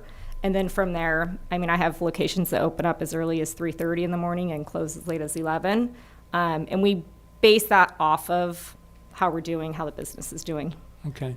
Any current problems with the layout and design of the other 2 Starbucks? No, and actually we do have the one on Sunset has a walkthrough as well. Like if you're walking from like Baskin Robbins over to Starbucks, we've never had any issues. I think the design is great. I think it's awesome that we have a spot for our community, because there's really not a space to engage over there right now and have, areas to study or have meetings and whatnot. So I think this is a great spot for our customers. Okay, based on the design and layout, can you talk about how the cars will stack in the drive-through when they're waiting to receive their order? Sure. The cool thing about this has a Y lane, and that's what we call when it has 2 entrances to the store. And so that really helps alleviate any roadside or, back up on the road. And we really thrive on being as fast as we possibly can with the business. And so I don't anticipate there being any problems. I think the design has done a really great job of getting the traffic to flow well. Okay. Final question for anybody that is qualified. I'd love to talk more about the public art. I think that's amazing. Are you going to use local artists, or are they corporate, or tell me more? Good question, but I don't know if you've been to Salinas here in the last couple of months. I have, actually, downtown. Did you see ours? The one that we just opened about 2 months ago? Yes, actually I did. And that was a involvement. Actually, Starbucks found them, and I'm not going to say, but it was a community-based arts organization, if I'm describing this accurately, where there's a head artist who then employed when I was out there probably had to have been a half a dozen young fledgling artists that created this mural that wrapped all the way around the building. And a week later I came back and it was magnificent.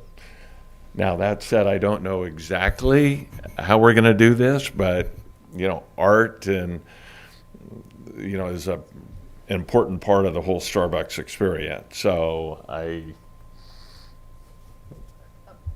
think Mark's looking at me. Yeah, I don't want to commit, but that is similar to we just finished one in Sassoon, where we hired a local artist that it's out there in the marsh area and did it's the size of this whole wall. It was a beautiful mural of a crane. In Dixon, we just finished, or Winters, we just did one of a humongous oak tree. Oroville, we hired that local guy that did, that's where the oldest orange tree in the state of California is. And so we have it from when it's in bloom to when they're green to when they're orange. Nice. So I love your comment about we hired a local guy. And they're all. And so for me, we can't say you must, You know, we are hungry for public art in Hollister. And so for me, I am just excited to see this move forward, presuming the council supports this, and I support it 100%. I don't know if you could add some more content to the conversation? Sure. Good evening, Honorable Mayor and City Council members. My name is Claudia Corolla Chang. I'm actually a 20-year Starbucks partner. Partner is really an employee at Starbucks because we consider ourselves partner of the company. But just like Mark spoke about and just like Tara, we do like to represent our local community. With that means local artists, local coffee story. So whatever that may be, and what's local and relevant to the cities we serve. So there will be a selection of different artists we get to select from, but all from the city, all from the local organizations and the local base of the city we represent. So. Great, thank you. I appreciate your comments and your presentation. Thank you, Mayor. Thank you. Any questions or comments or? I'm trying to think if I have okay, Vice Mayor, did you have another question? Yeah, thank you.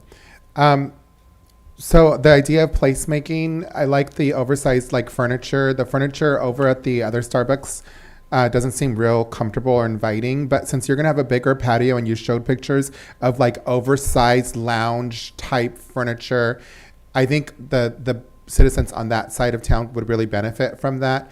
Also to ensure that like they have a area to study with proper technology and, you know, all the USB and I know you guys do all that, but that would be something that I would really like to see there so that we can get people to stay there and hang out and use it like a coffee shop.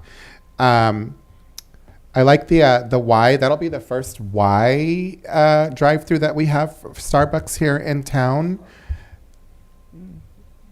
Yes, it will be. And I know that because I live on the west side and I go to all the other Starbucks. So that seems like it's going to be efficient. Thank you. I do like the idea of the public art as well. I was thinking that maybe we can do like something that Hollister is known for is like apricot trees. Possibly, but we do have an Arts and Culture Commission for the City of Hollister. So I would ask if we can go through the Arts and Culture Commission, have them pull out a call for artists and see if they can get somebody to help you out with that mural, potentially something that's complementary to our history here in the West Side.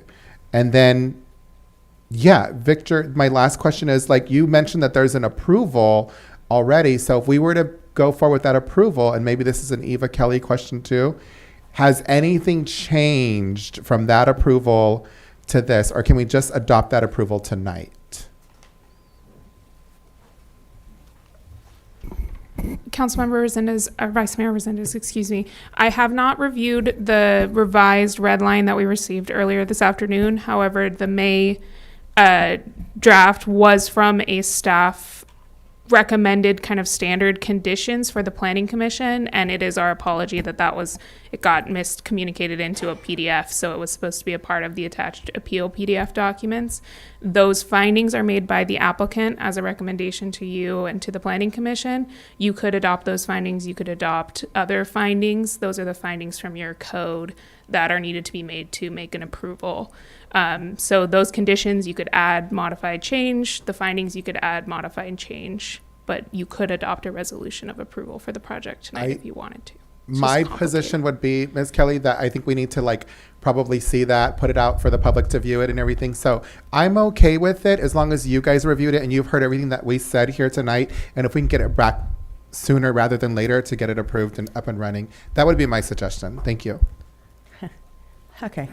Trying to think if I have questions or just comments. I love the design. I actually love the artwork that you have in your, it's beautiful, and the layout. I get the two concerns being the patio not being in the front, but honestly, from a practical standpoint, it totally makes sense to put it in the back where people can actually enjoy and not have the traffic and the noise and exhaust fumes to deal with. They could actually enjoy the patio more, so I'm in favor of that. And I have seen and have gone through, walking paths where you drive through. The one that's close to my house would go through it all the time. I've never seen there a problem. So I don't think if those are the two issues that have been holding things up, I am I don't have a problem with either of them. If we don't have more questions, I'm going to go ahead and open our public hearing, and so we can take public comment. So public hearing is now open. City Clerk, do we have comments? We only have one speaker, Tamara Chavez.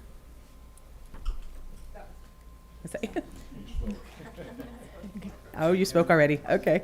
Those are the only speakers. Okay, then I'm going to close the public hearing. And I did mean to say that I think at one point Mr. Gomez did talk to me about this project or shared some of the pictures of the thing. I also looked at the Planning Commission.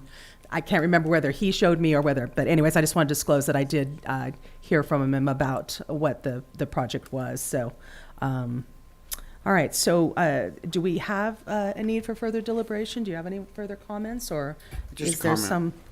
Yes. I got just a comment. It's a great project, great place to put it. Makes sense on the way out of town. You know your stuff because you want to service them on the way out. I just would like really for staff to just work with this company and come back and give us something that we're just going to go through forward with. So staff can certainly return with a resolution of approval. However, we would request that the council make the 6 findings that are required by the code, because that is what staff was unable to make and the Planning Commission was unable to make, which is why the project was recommended for denial.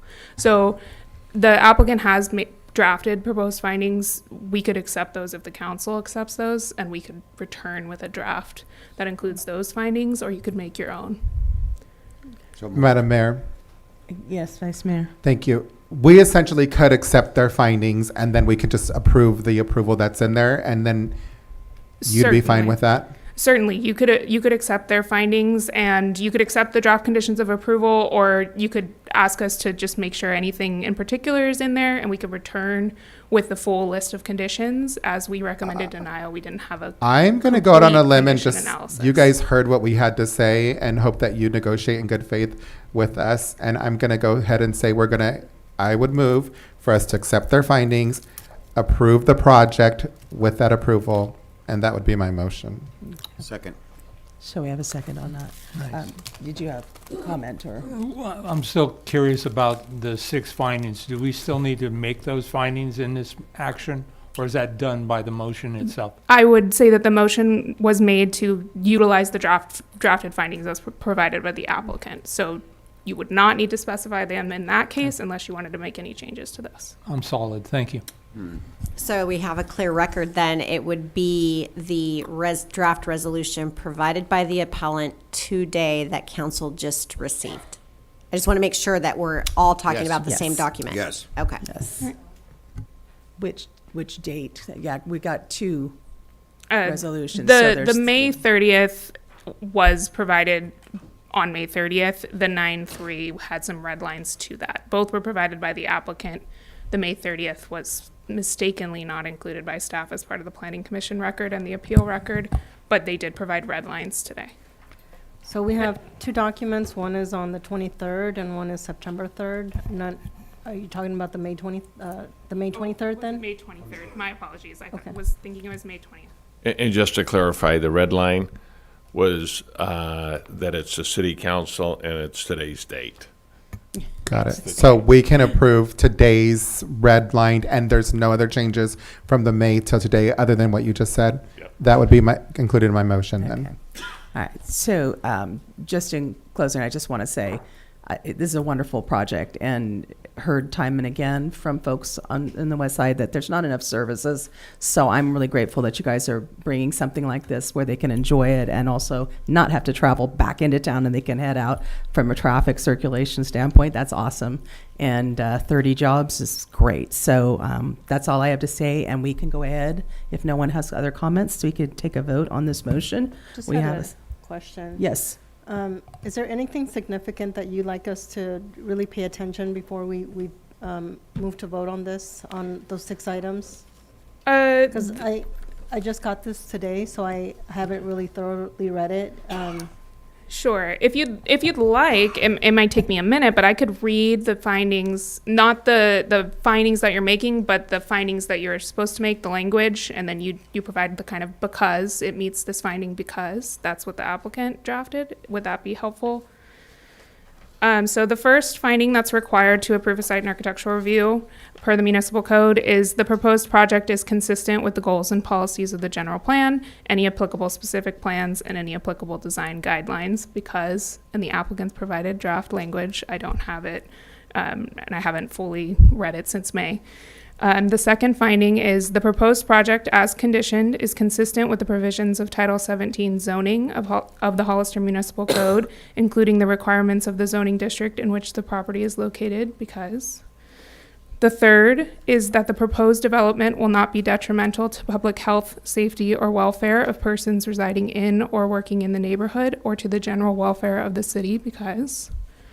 The fourth is that architectural considerations, including the character, scale, and quality of the design, site layout, screening of unsightly uses, lighting, building materials, and colors, result in a project that is harmonious with its surroundings, is compatible with other developments in the vicinity, and complies with any applicable design guidelines or standards adopted by the city. The fifth finding, is that the proposed project is consistent with all applicable requirements of the municipal code and applicable specific plan related to landscaping and screening, including the location, type, size, water efficiency, and coverage of plant materials to ensure visual relief, adequate screening, and an attractive environment for the public.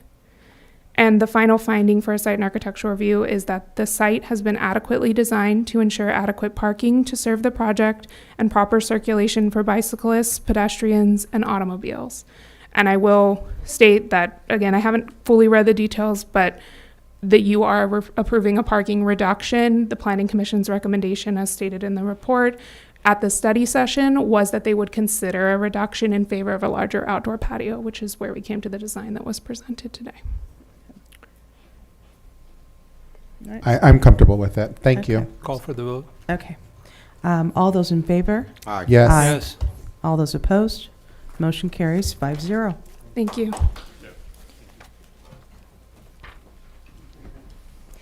Okay, we're going to move on to council business. 9.1 PARS Section 115 Trust, OPEB Pre-Funding and Pension Rate Stabilization Program presentation. May we have the staff report, please?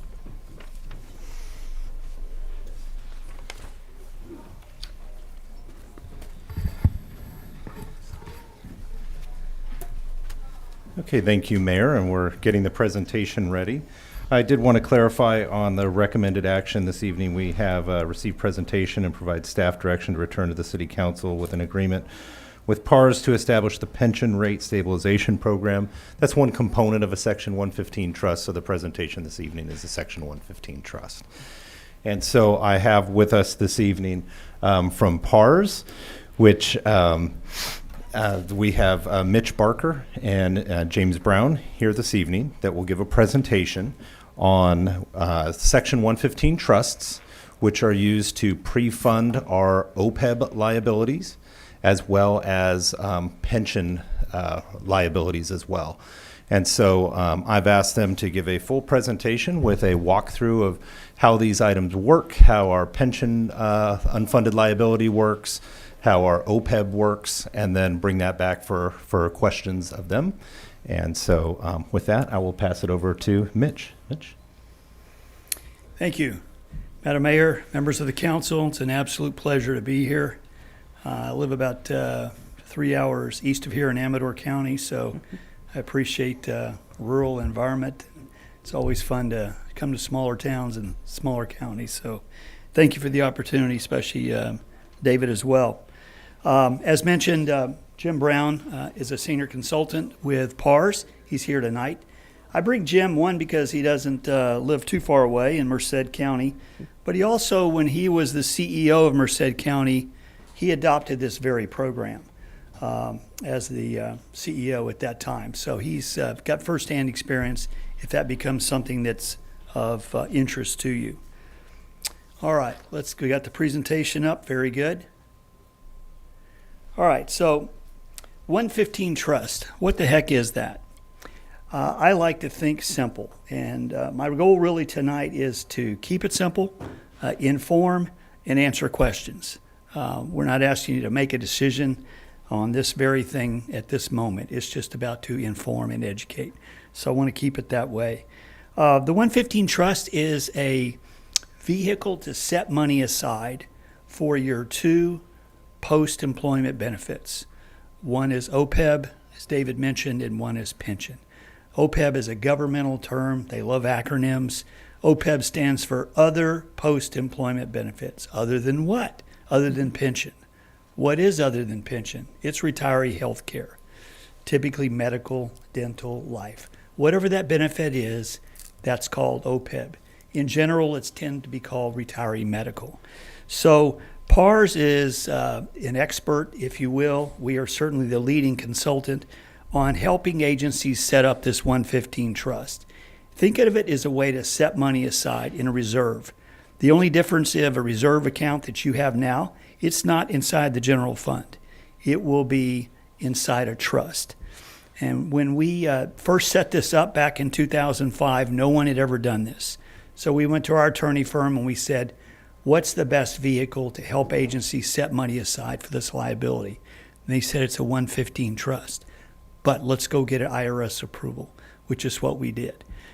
So we've had that since the very beginning. So PARs were known as trust administrators. So what the heck does that mean? We do the accounting, we do the record keeping, and we do the compliance as it relates to the IRS and as it relates to GASB. I don't know if y'all have heard of GASB, but that's the Governmental Accounting Standards Boards. They set the regulations for the accounting side of it. Over 500 agencies have adopted this trust. So it's a tried and true vehicle to accomplish a goal. Our trustee is U.S. Bank. They are the custodian of the assets, so they hold the money. And PFM is our asset management partner. We need somebody that's licensed, that understands your risk appetite, what your goals are, and will invest the money over a long-term strategy to achieve your objectives. That's our team, and we've been working together a long time.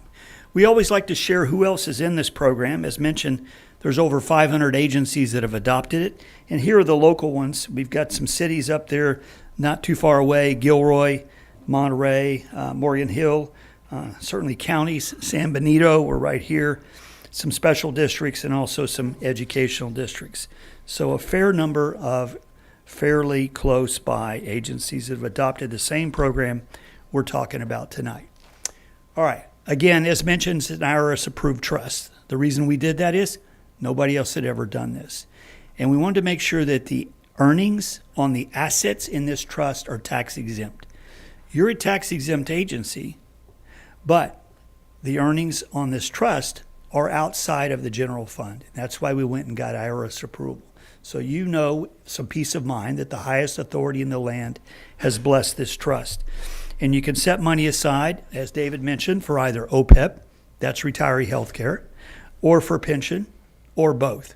Most agencies don't start out with both. They start out with one or the other and get their foot in the water, get comfortable, and then they move forward. Let's use pension as an example. On the right there, you might say, well, if I put the money in the trust and I earn money on it, how can I use the money in the future? You either use it to reimburse yourself for pension-related expenses, or you pay CalPERS directly down the road once you've accumulated enough money and you want to pay them extra. So GASB is very clear. Money in the OPEB bucket can only be used for OPEB. Money in the pension bucket can only be used for pension. Real important feature on the bottom right, we tried to make this as user-friendly, so there's no setup cost. There's no minimums. There's no requirement to even put money in the trust. We're simply wanting you to consider this as a tool in your toolbox. And if you adopt it at some point in time, what we have seen is money finds the trust, either for one-time funds that become available, or better yet, a funding policy that you develop over time. So 115 Trust. All right, let's look at OPEB numbers first. GASB requires that every agency that offers a retiree medical benefit, they do this study every 2 years. And these are your last two studies that we have, so you can make a comparison. 2019 study, there was about $4 million in unfunded liabilities. And 2 years later, in the 2021 study, this grew to $7 million. This gives you some idea of the growth of these unfunded liabilities. That is a line item on your balance sheet, and we want to help you lower that unfunded liability. By using the trust, you will accomplish that. And that's an important point.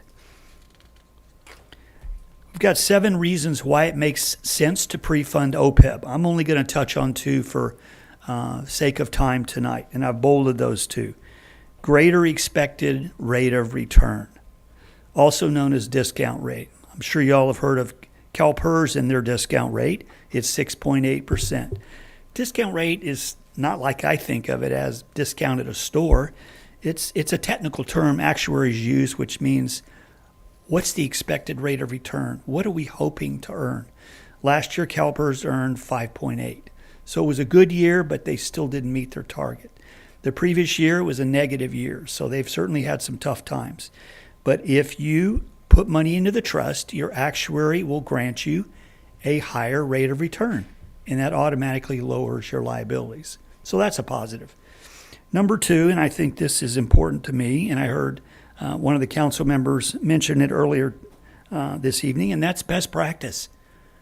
Who doesn't want to be doing things considered best practice? Of course you do. GFOA, Government Finance Association of America, recommends pre-funding OPEB, also known as retiree medical, and considers it best practice. So I think that's a very positive step for you to consider. So that's the discussion part on OPEB. I'll now move on to pension. Again, I'm keeping this brief. What happened in 2015? Well, GASB came out with a ruling that said pension liabilities are no longer buried in the footnotes. They're a line item on your balance sheet also. Well, once they became front and center, then it became a much bigger deal. And it requires agencies to look at it carefully, understand your liabilities, and then be prepared to deal with them. A couple of other things they did on the right. They lowered their discount rate, that expected rate of return. Used to be 7.5 back in the day, then it went to 7, now it went to 6.8, and they're going to eventually lower it again. Why are they lowering the discount rate? Because capital markets, the investment folks, are saying, if you're not achieving 7, you're not achieving 6.8, you've got to set a target that's realistic. So one of the leading actuaries 10 years ago predicted then 6.2%. Well, sure enough, this is the direction that CalPERS is going, so they'll eventually lower the discount rate again. Well, if you've got kids or grandkids like I do, think of the old teeter-totter on the playground. When you push one thing down, something pops up on the other end. So if you lower the discount rate, what pops up is unfunded liabilities, but also annual costs. And that's where we're headed. And that's why we want you to consider this tool. Here are your numbers on the CalPERS website if we were to look at them right now. Line 3, we want to touch on a few things. Your unfunded liability went from $25 million to $45 million in 1 year. That was an 82% increase. Why did that happen? Because they had an underperforming year. Actually had a negative performance at that time. That raised your liabilities. On your employee contribution amount, next to the last line, $5.5 million last year. It's going to go to $8.1 million. That's a projection by CalPERS, not us. That's a 45% increase. So if your costs are rising, what can you do to prepare for that? And the idea is to set money aside in a trust that's specific to one of those 2 benefits and allow our investment people to earn a greater rate of return than leaving it in your general fund. Your general fund is restricted by California Government Code, and you can't earn a lot of money. Why? Well, it's got to be there to pay your bills. But our obligation is long-term, therefore you can think longer term on the investments. I'm going to skip to page 12 and talk about those returns in the middle. We have 5 risk tolerance profiles. Capital appreciation, that's the most aggressive.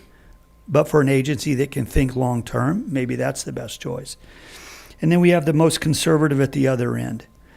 Which one's the most common picked of our 500 agencies? It's moderate, right in the middle. 50-50 strategy, 50% stocks, 50% bonds. That strategy over 10 years has earned 5.7.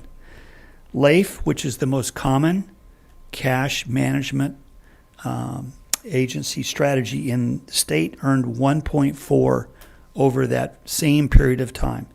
So it's about a 4 to 5 time multiple that you can earn by putting this money aside. By the way, the money is liquid at any time. So if you were to put the money in the trust and we were to invest it and something happened down the road, such as an emergency or a tough budget year, you can get the money out to deal with those obligations. But remember my restriction.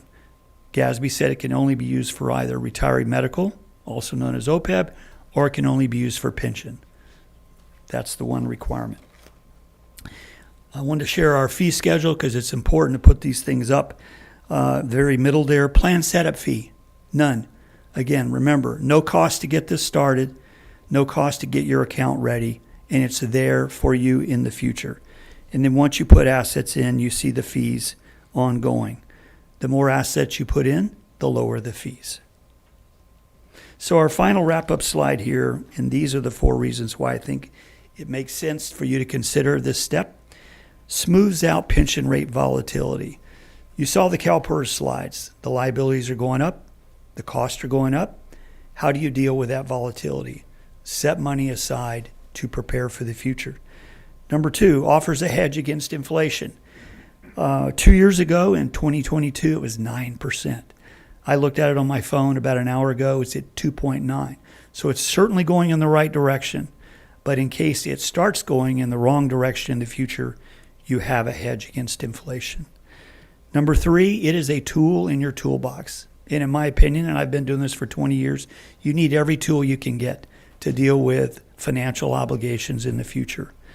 So our catchphrase is number 4, prepare today or in the future for tomorrow's pension realities and also OPEB. So that's my presentation. I'm available for questions, and also Jim too. All right, do we have any questions? Councilmember Burns. Thank you, Mayor. One for you, sir, and then one for the city manager as well. When you talk about investment strategies, and you 2 slides ago, 1 slide ago, there we go, and you talked about the high and the low, the most risky and the least risky, in my words, not yours. If we chose one of these, of course, I would rely on the city manager and the administrative team to figure this out, not Tim Burns. But if we wanted to switch, is this something that you can switch mid-year, or is this something that you have to go all in for a long period of time or a year? How do you move in a different direction if you want to? Good question. You could move it at any time. So on that slide on the far right there, dedicated portfolio manager.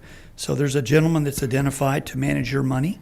So if you were to adopt in the future, we would sit down along with David and the team and discuss what your parameters are. He'll make the recommendation, and then that's where you would start. But at any point in time, if market conditions or the will of the council was, no, we need to change our strategy, we can change that within 1 week. Thank you. For the city manager, I would like to know more about if this council wanted to move in this direction. Seems wise to me based on the presentation, but how do you do that? What would be the next steps? And I know that, I believe you also came from the County of Merced, and so if you could please speak to their experience, and then I don't know if you've reached out to any of the local jurisdictions. This to me feels like a no-brainer from an investment mindset to protect our exposure. Yes, thank you. So I did have the good fortune of working with both these gentlemen in Merced County and work to implement this project and go through this as assistant CEO for Merced County. And so essentially what we would do is we would come back, we would bring an agreement forward to you for adoption that would basically lay out everything that you've seen here in the presentation From there, like Mitch had said, you don't need to fund immediately. That would be something that we would look at budget. As for the investment side, it does align with the investment policy that the council adopted as part of the fiscal and budget policies of 2016.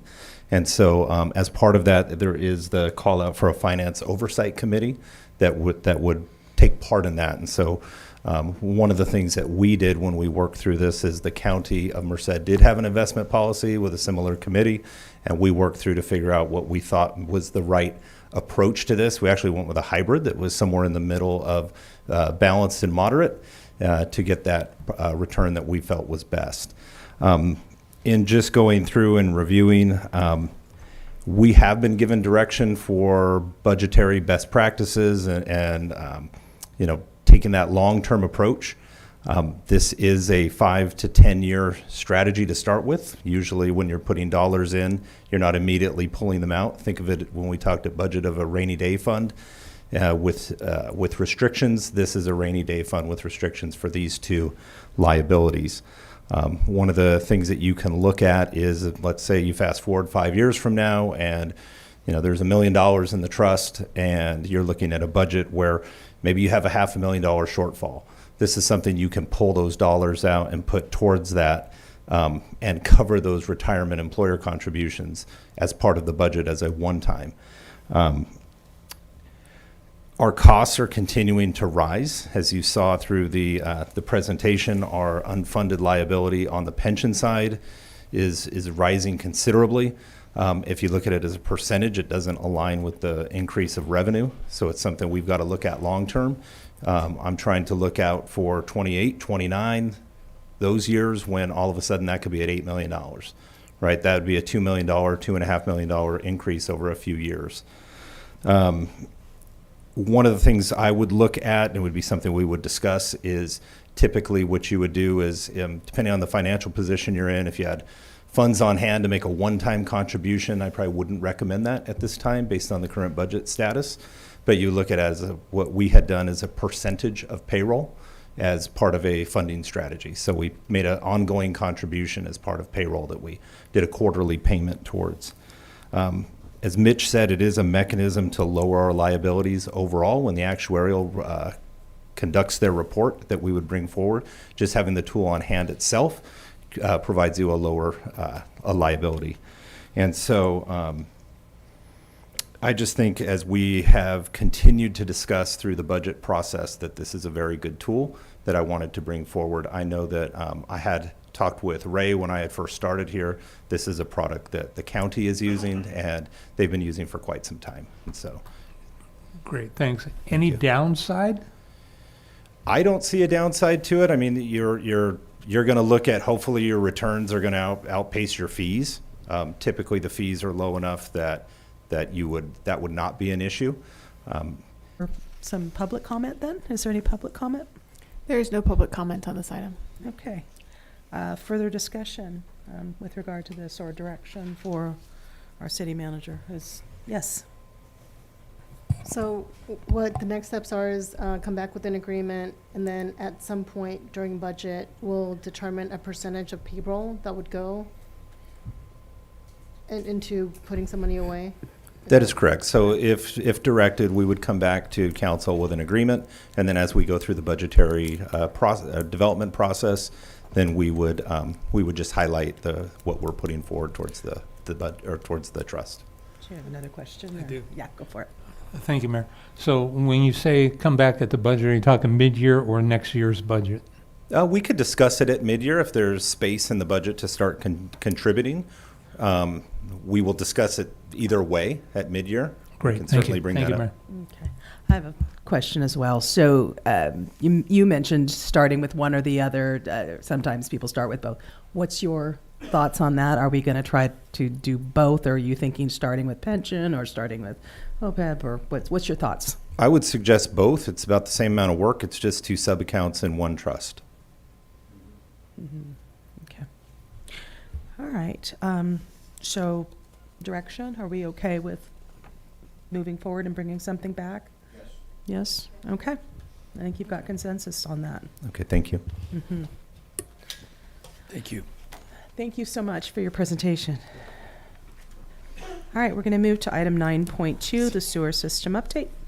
Can we have the staff report, Mr. Vaya?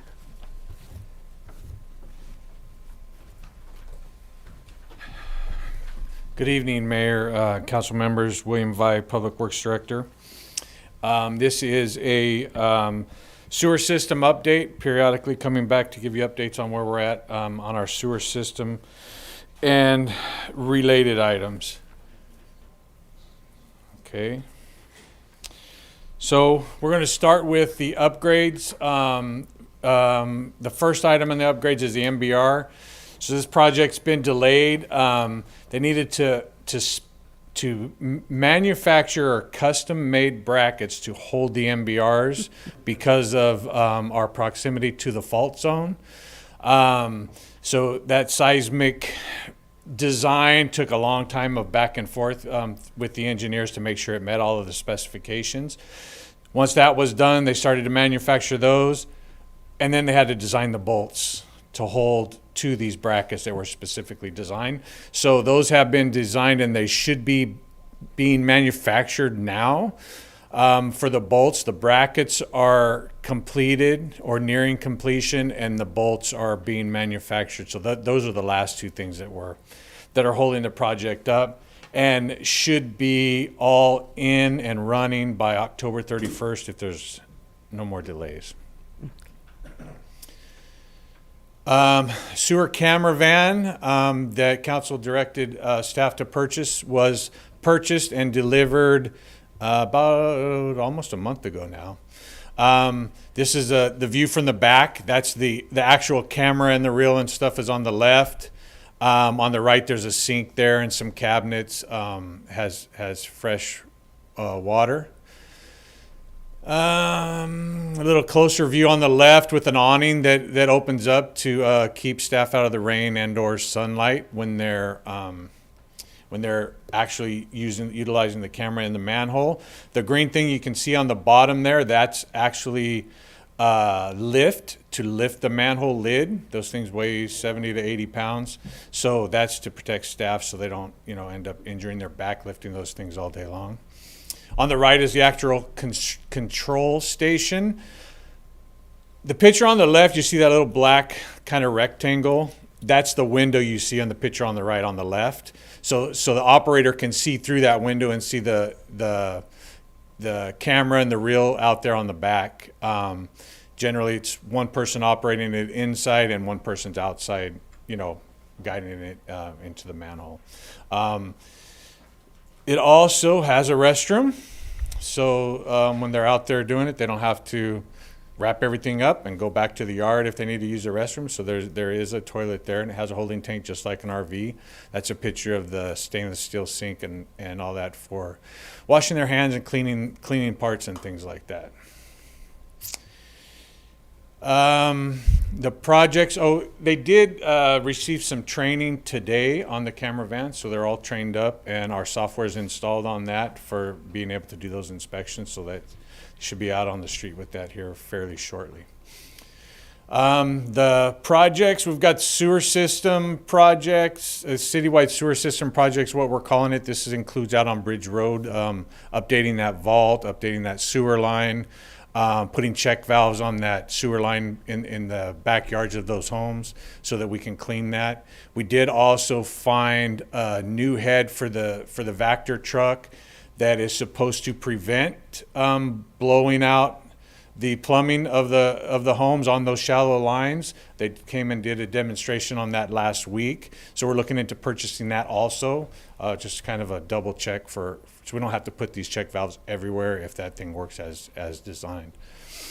We're at about 30% design for that project, and then as soon as, I think they're pretty close to the 30%, should get those this week. We'll provide comments, then we'll get 60%, same thing, comments 90 to 100, and probably going to bid early spring to actually construct those projects.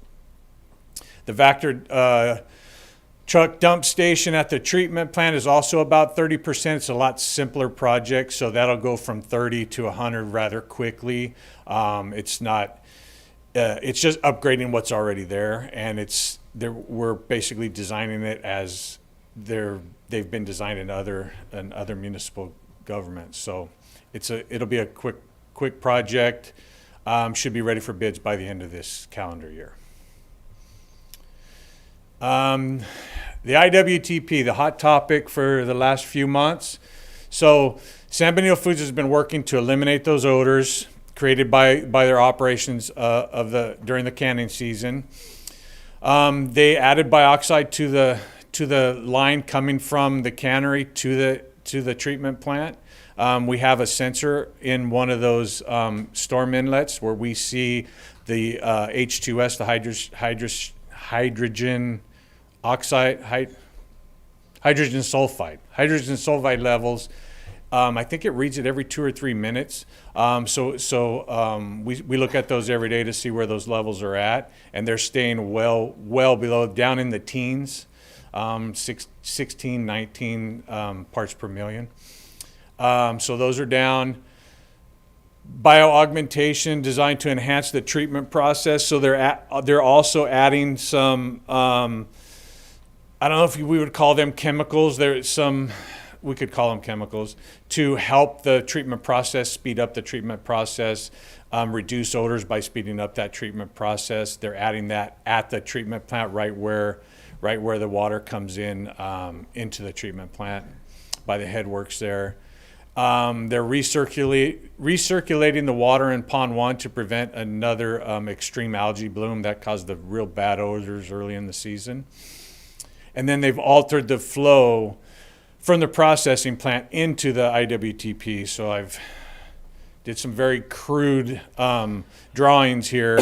So this is how, for the last 2 years and the beginning of this year, this is the flow. So the water comes in. That's those buildings on the right is my office is there, and then animal control. So that's coming down South Street, makes a left into, there we go. Makes a left into the basin one, and that's the concrete line basin. Then it goes over to the other basin, further treatment solids settling out, and then it comes out and then goes into Pond 1, the big pond, the big dirt line pond, clay line. It's a little more complicated than that, but you get the idea. So that's what they were doing for the last 2 years and beginning of this year. This is what they changed it to when the odors disappeared. So they didn't go into those two basins first. They are sending some water to those two basins, probably about a 40% to the basins and 60% to Pond 1. But most of it's going into Pond 1, and then they send some of it back to the basin. So it's basically backwards of the way they were doing it. And then it eventually goes back into Pond 1, and then you see that pond up on the upper left, the kind of greenish colored pond, that's actually a percolation basin. So once the water is treated to where it needs to be treated, then it goes there, and then that percolates back down into the groundwater. So this was the big major change that happened, that the odors basically disappeared. Even in my office, I walk outside, I can't smell it. So this is the plan going forward. I speak with San Benito Foods, Don Carr, San Benito Foods, at least on a weekly basis. I go down there and visit him when they're trying something new, and we see how it's going. We walk around, I sniff it out, see if I can smell anything. So they're really working on controlling those odors, and I think this was a big step. And then that's the end of my presentation, but I'm here for any questions. Do you have questions? Or? Yes, Vice Mayor. Thank you. Have you figured out exactly what's causing, with 100% certainty, what's causing the odor on the west side of Hollister? Specific to the treatment plant, or? No, I'm not sure which odors you're talking about, Okay. Vice Mayor. When are the citizens of Hollister, California, going to be able to step out of their house and not smell a foul odor in the air? I think they can do that now. Okay. And next year, when we have canning season, is this going to be a problem again, or has the problem been resolved? It shouldn't be a problem again as long as they follow this same plan that they're doing right now. Okay, good to know. Thank you. Any other questions? So, kind of following along as far as practices, I mean, we've talked a lot about best practices tonight, so I know you're working with San Benito Foods, and it sounds like the algae bloom, there wasn't enough circulation. I mean, do we have some established now best practices that we can keep, kind of hold them to, so that they know what's expected, so they can't just slow down the circulation or do other things that cause that smell to happen? And right now, it's still a temporary solution, because what they've got is they've got a big pump, a trailer-mounted pump, with a hose that goes in one place and it sucks it up, and then it goes right back into the pond to keep that water circulating, as far as to not cause the algal bloom. There are some products out there that you can add to the water that traps the phosphorus that's in the waste. That's what the algae feeds off of. It traps that phosphorus, and it grabs it and drops it into the sludge and traps it in the sludge to keep the algae from having something to eat and doing that. They're still looking at the options to that. One of the things that bio-augmentation that they're doing, that speeds up the process, so that the bugs that are in there that actually treat and eat the waste, it starts working more on the sludge too, so they don't get a lot of sludge buildup. The other day they started pumping the sludge from the basins, because there was sludge. As soon as you start adding water to that, those solids settle and it creates sludge. They started pumping that into Pond 1, so that we don't have a recurrence of early this spring, when they started cleaning that sludge before they even opened the cannery, we had those odors. They're removing that a little bit at a time, putting it into Pond 1, so that at the end of the year, those basins will basically be clean and we won't have those issues again. Thank you. That was going to be my next question. Yeah. So we're not going to have a repeat of that. They aren't waiting like they did to let it build up and then try to dry it out or whatever they were doing. Yes. We're actually moving it. So it sounds like we're making a lot of progress. So Yes. Thank you for that. Do we have any other questions, or do we have any public comment on this item? Mayor Casey, there are no public comments for this item. Okay. Any further comments from council? No? All right. Well, thank Okay. you, Mr. Thank Valle. you. Appreciate it. All right. We're going to move on to item 9.3. We're going to get an update on the development of Cesar Chavez Community Park, funded through Prop 68 grant. Miss Tina. Yes. Good evening, Mayor Casey and City Council members. Tina Garza, Recreation Services Manager. Tonight I'm here to provide an update on the development of the Cesar Chavez Community Park that was funded through the Prop 68 grant. The park is located next to Fire Station 2, and this is funded with, it's a $1.8 million grant from the California Drought, Water, Parks, Climate, Coastal Protection, and Outdoor Access for All Act of 2018 to improve public access to outdoor spaces. And in short, it's just it's a Prop 68 grant. The report did cover the project's progress, challenges, and next steps. And the park will also feature some various amenities that enhance the quality of life for our Hollister residents. As part of our community engagement, we held a community meeting at Dunn Park on June 27th. And then in July of 2024, our Parks and Recreation Commission approved the draft design concept with a 3-0 vote during a special meeting. They did have a minor adjustment to include a mister near the playground. The development is progressing well, and we are scheduled to complete the project by December 2025. We're committed to delivering a high-quality facility that will meet the community's needs. And I'm available to answer any questions the council may have, and staff recommends council accept the report and provide possible direction. Up here we do have the, we do have the concept design, and if you'll see where Avienda Cesar Chavez is, to the bottom part, is this on? I'm sorry. The little red thing, it's on your side. Okay, to the bottom of, right, a little, right there, to the left just a little bit. That is a new site area where we had the architect provide us with a design to include as part of the acreage in the park. Before that, right now where that stands is Parks and Recreation has a sign board that goes out there, and we put banners up there. And other than that, it's just a dirt area. So once we visited that site area, it was determined that we needed to design this in some way. So it'd be a walking park, or not a walking trail, sorry, a walking trail that kind of walks towards the entrance of the park, landscape design, and possibly benches, a seating area. And then if we go down towards the northeast end of the park, you'll see that is the bottom part is the dog park areas. The green area is just open passive recreation where families can go and play catch with their children, kick a soccer ball. We do have our pickleball courts that are going to be out there for our community, and a basketball court. And then up towards the east of the park, that's all interactive playground areas where, as you see the picture, can I use this to go to the next slide, Paul? Or do you control that? Oh, there. So those are some of the amenities we'd like to include.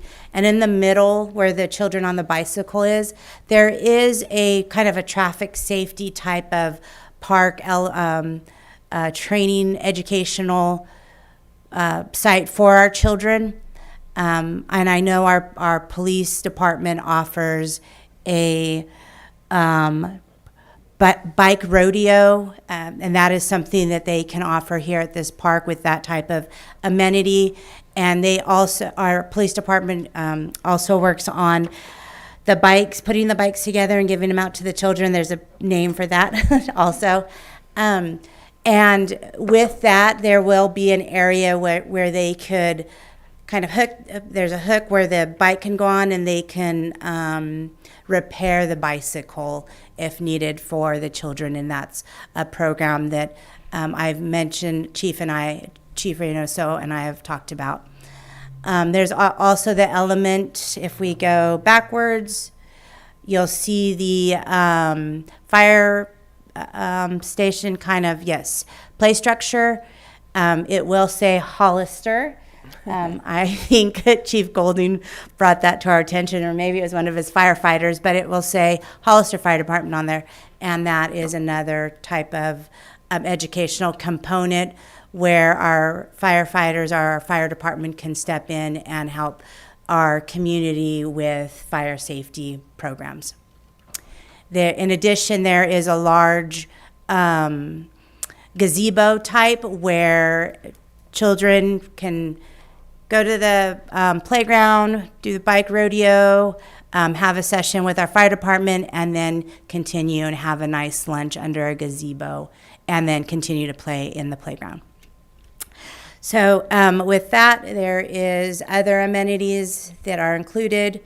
I want to get to the art. There is an art component that is required in this grant, and some ideas are if you see the bottom second right next to that grill, it's kind of a similar to that, but that'll be on a wall, and it's a timeline of Cesar Chavez's history in Hollister and throughout the United States. Another one is right next to it is the fire, what is that thing called? Hydrant. Thank you, you guys. A fire hydrant that it's just an art piece. There's discussion of a statue. That's a little bit more expensive. We wouldn't have some of the other amenities if we were to go with a large statue like that. So different types of ideas that were brought at the meeting.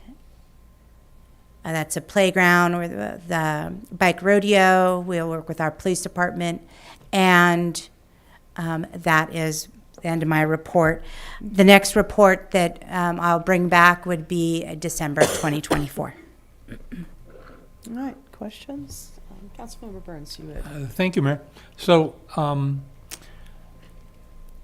First of all, thank you. You answered one of my questions because I've been approached by a couple of folks that live out in that area wanting to know about the dog park because at least in the new development that's being built, there was at least a rumor running that they contributed some money towards the dog park.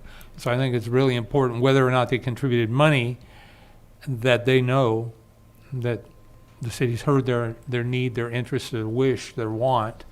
And so thank you for that.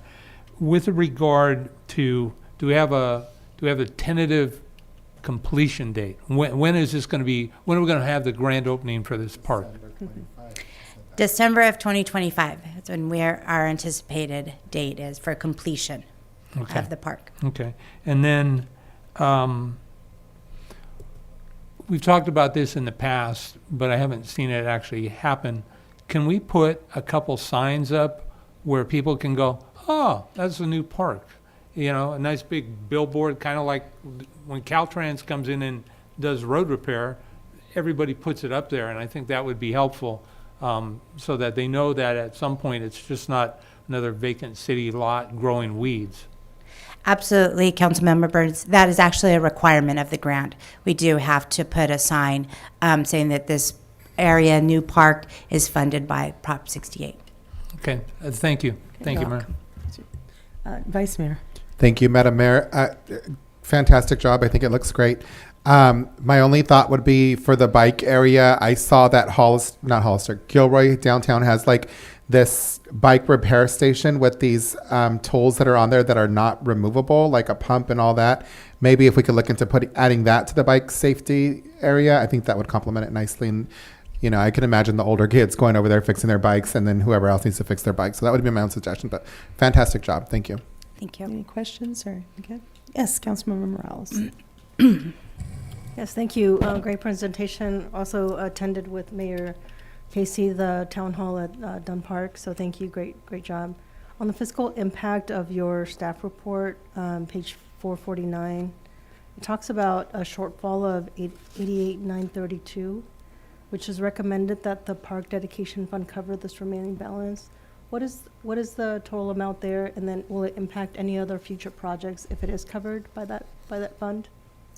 Currently, this fiscal year, in our park dedication fund, we have $7.5 million that's in that account right now, and we do have some projects, but it wouldn't affect the overall amount that is required. And I know you had another question. No, one of the things that we're able to bring forward, and I think Councilmember Burns touched on it, is with that other development, there was fees or dollars put aside that we would bring to the table for that as well. From that's about $500,000 that we budgeted included in there. So with that and impact fees, that would get it over the. Yes, Councilmember Burns, another question. Thank you. I forgot. Can you talk about shade structures? I've been spending a fair amount of time in the parks recently, and it feels like we need some. I know we're bringing some to Las Brisas Park, but the other parks in District 4 seem that more would be better. What are we doing here for shade structures? When we originally applied for the grant, that was not included, but since when we started working on the design, it was included, and that's part of the increase in cost. Okay. So there are shade structures. 1, 2, 5, 12? So we have the gazebo, that one area, and then there will be over the tops of the playground areas, we will have structures. So if I can, I'll bring that information, updated information, to my next report in December. Okay. The other thing I would, just as a thought for you and council as well, drinking water fountains? Yes, let me go back. Yes, so if you'll see on my right side, we have refillable type of water dispensers, along with a doggy dispensers at the bottom, and then just a regular fountain. So there would be two options for adults or for humans, and then one option for a dog. Great and state of the art. Thank you again. Yes. Yes, Councilmember Morales. I would never miss an opportunity to just state that District 3 does not really have a park at all. Can I get clarity on, I think that is in 3, isn't it? No. No? No. Yay for me, but, okay. I was withdraw trying to the keep that a district secret, but. Oh, I asked.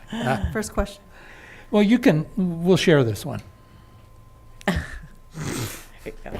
So I guess that would be part of my question too, is since we do the park dedication funds, I mean, are there plans to do something in District 3?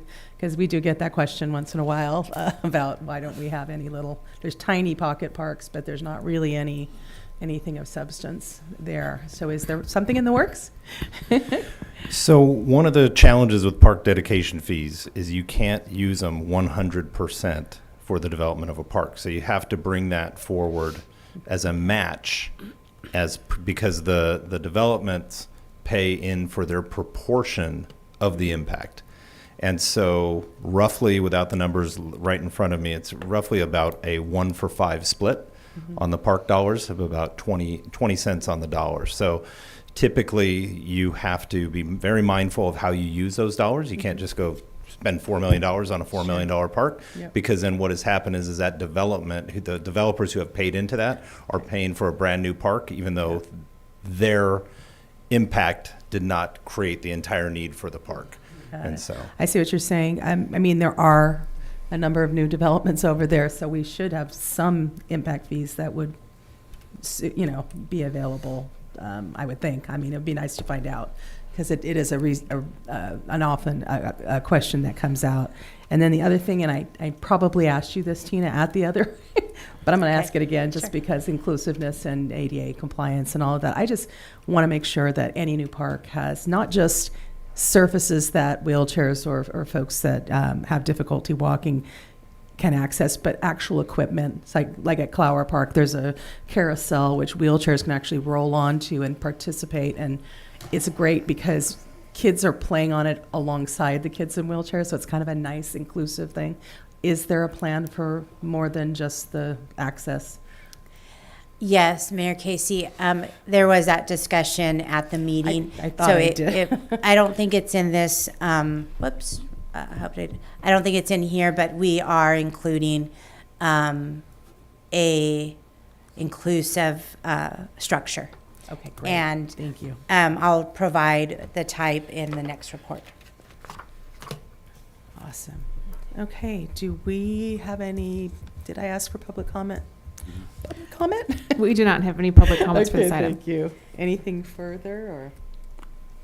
So did you need direction from us, or just giving us the info at this point? Okay. Not anymore, no. Okay, thank you very much, Ms. Garza. Thank you. All right, we're going to, do we need a break, or are you guys okay to continue? Break. You want a break? All right, we're going to take a short break, and we'll be back soon.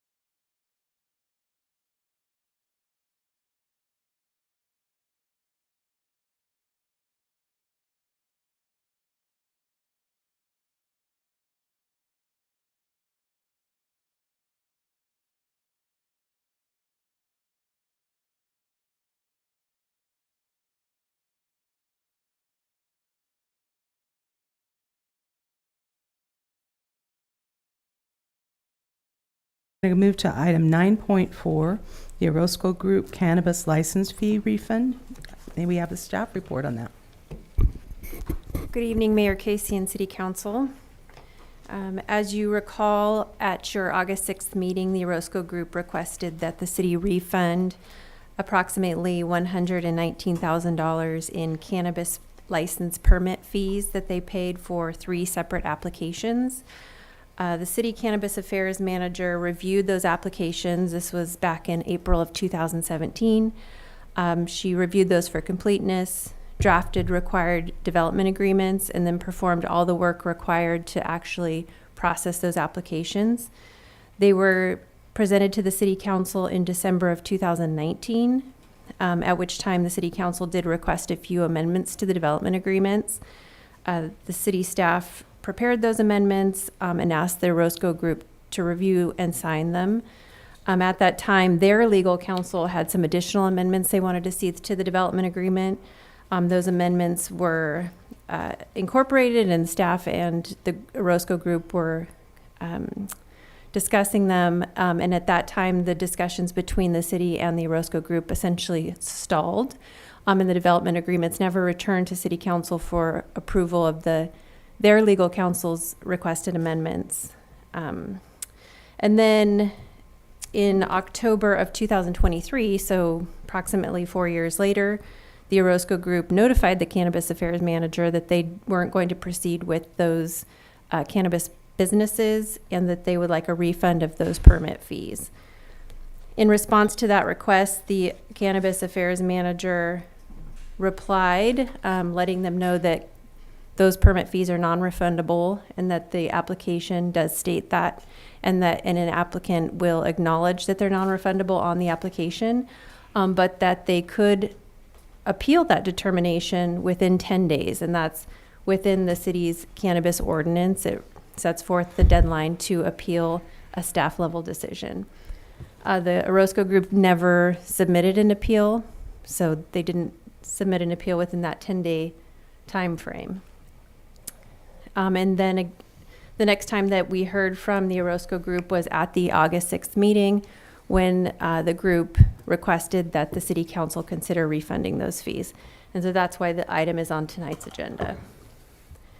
Just a little bit more information kind of about the legal background of fees and what the city can and can't do when it comes to refunding or considering a gift of public funds. California cities are permitted to charge fees for the reasonable work that is required to review something like a cannabis permit, so regulatory permits. And those fees are intended to recoup the cost of the city processing the applications, drafting development agreements, all of those activities that occurred for these particular applications.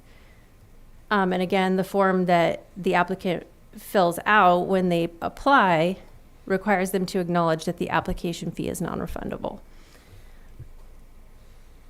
When it comes to considering giving the money back, the city does need to consider whether or not that would be a gift of public funds, as the activities that were covered by the fees have already occurred.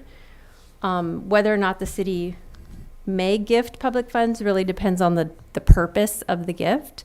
So if there is some legitimate purpose, then it wouldn't be considered a gift. And the courts typically determine reasonable or whether or not it's a gift based on the public purpose determined by the governing body. So as long as that determination is something reasonable and not arbitrary, they typically will find that it is not a gift.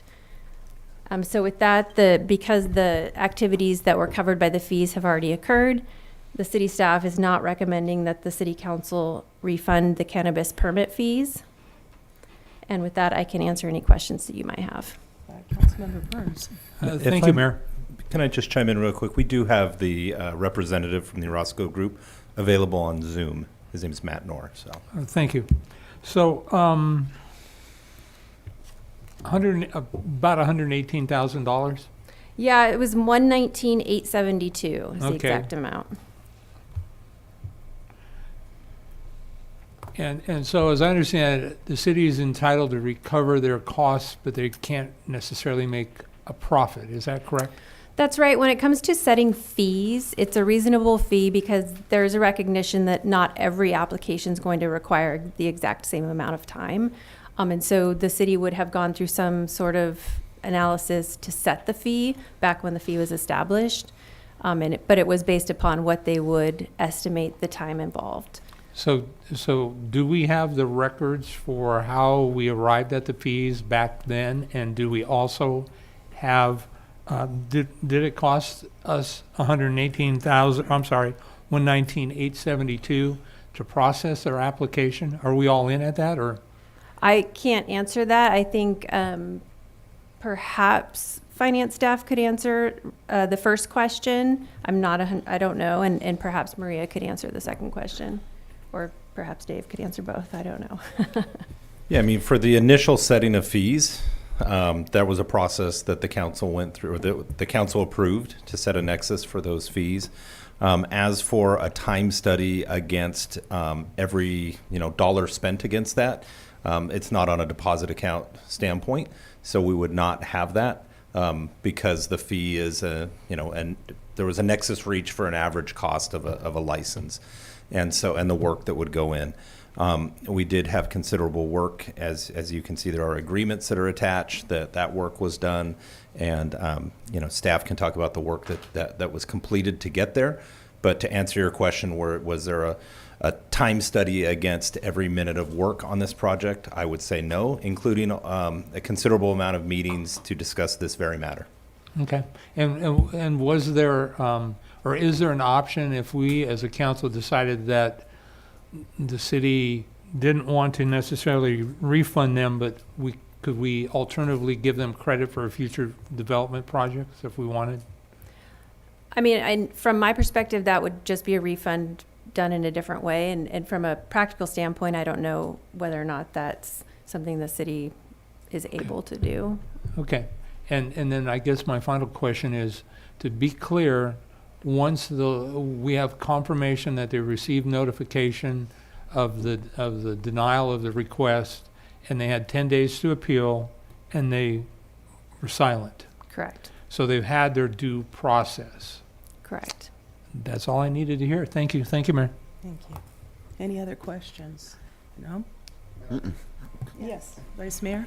Thank you. So I think we're on a roll here discussing whether or not we had conversations with people prior to this meeting, and I just want to go on the record. I have not had a conversation with the person who's asking for a refund on their fees tonight. But I do have a question for you. Councilmember Burns said if we can give them like a fee waiver for a next project or something like that. Has the staff heard of them making such requests to do so? Their request had been to either refund this or to roll it over and use it for another application on another project they would like to do. Interesting. Okay. I think the point that the staff are making is that I've never heard of that before. Yeah, there were funds. I think where the challenge is there's a representation that the fees were paid and nothing happened. Nothing, it's not moving forward. So we'll just take a refund and apply it to something else.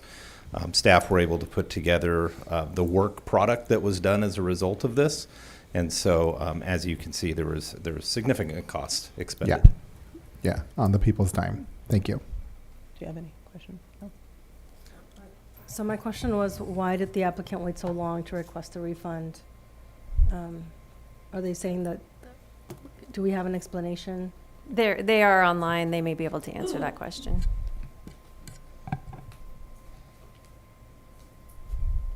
Do you want them unmuted, or did you want it during public comment? It's up to entirely. Is up it to a you. problem to have them answer a question? Yes, why don't we unmute and see if they have an answer for us on that?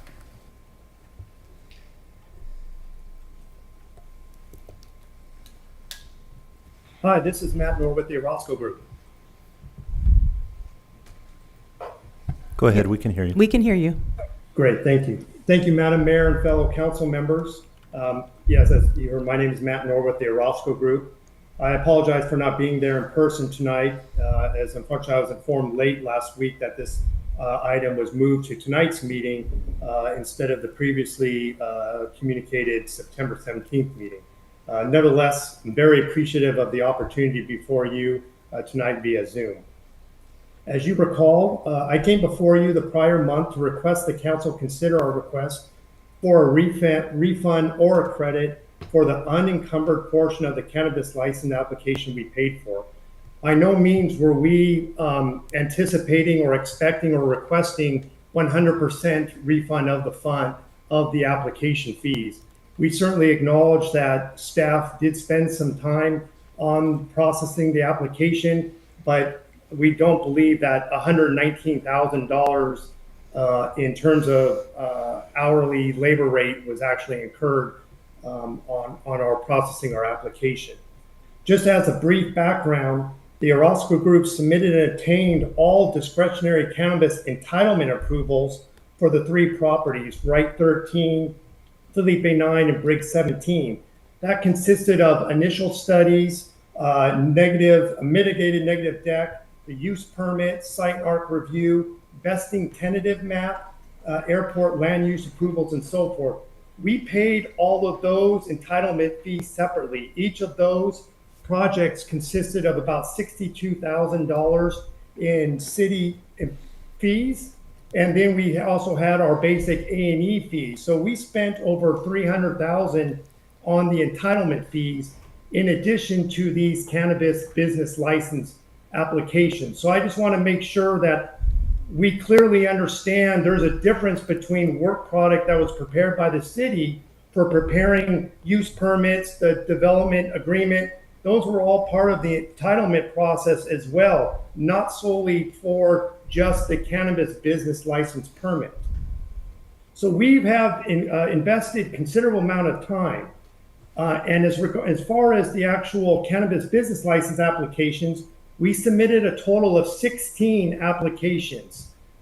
4 of them were for Wright Road, 5 of them were for Felipe 9, and 6 were for Briggs.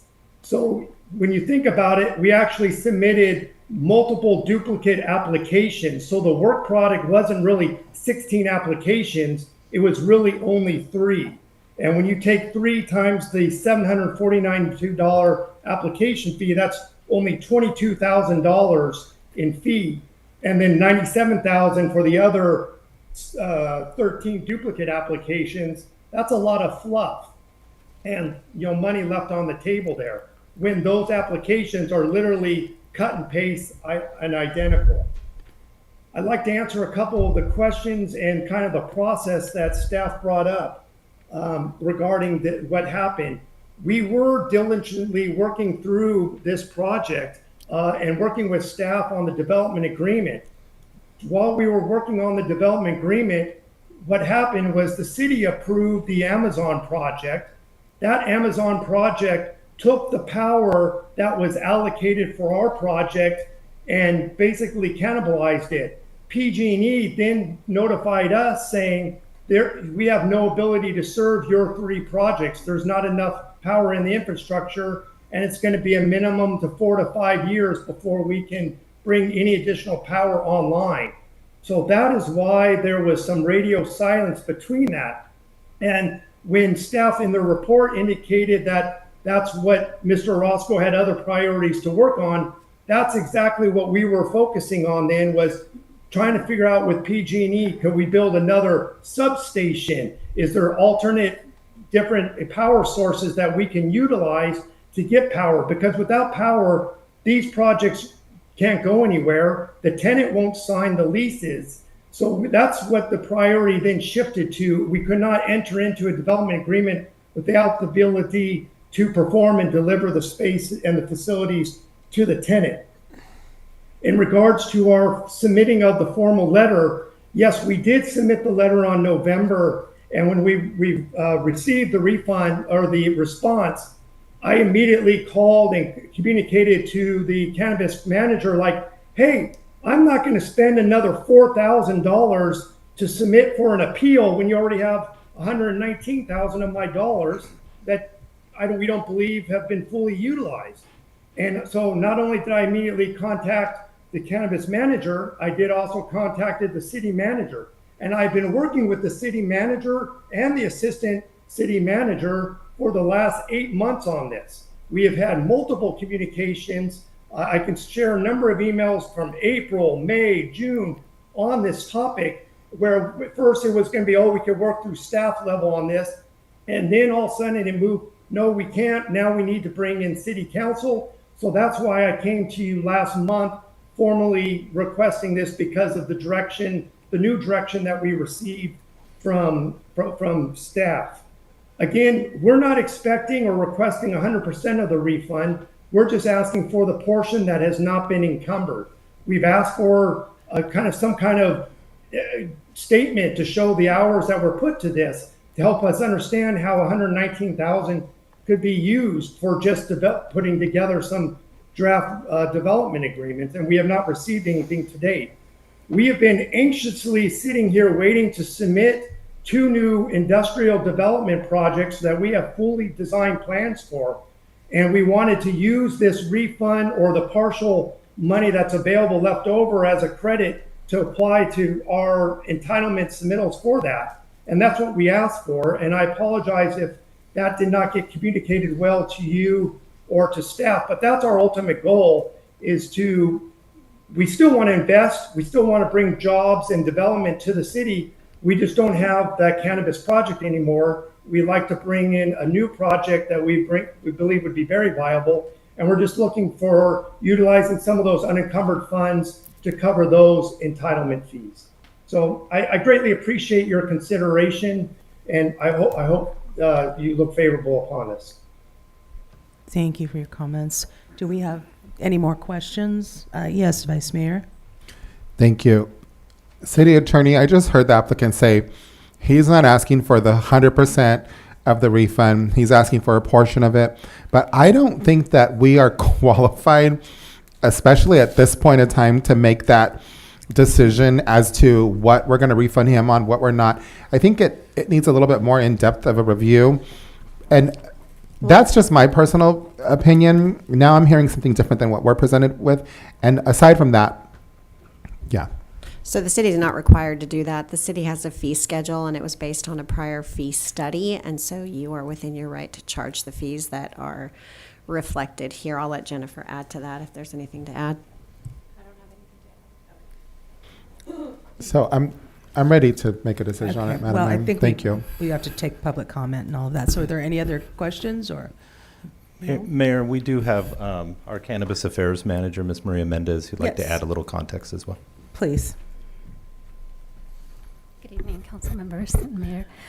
So I just wanted to add that the fees initially for the applications were considering not just the Cannabis Affairs Manager's role, that in fact was not in place yet, since the whole cannabis stuff assignment started at the planning department where I was. So a lot of the work that was being done was through planning. And then shortly after that, the Cannabis Review Committee was formed, which includes the police department, fire department, engineering, the health department, and a lot of those fees were to cover everyone's time that was also part of the group in reviewing the plans. We did conditional use permits. I was also sort of like the main point of contact for the all of the environmental reports. And as you know, Matt, I was also working closely with Gary Coates, who was the consultant for the environmental reporting for all 3 projects. So it wasn't just really the fees for the Cannabis Affairs Manager. It was the fees were to cover everyone's time.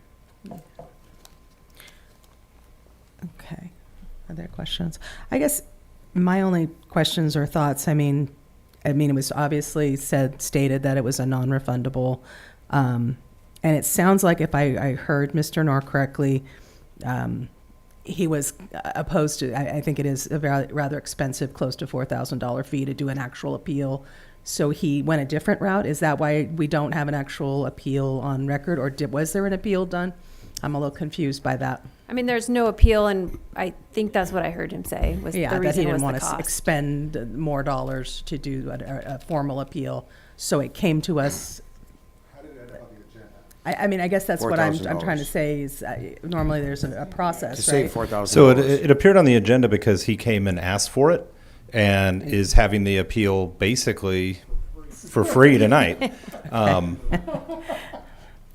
And to clarify, there were conversations with the assistant city manager, myself as the city manager as well.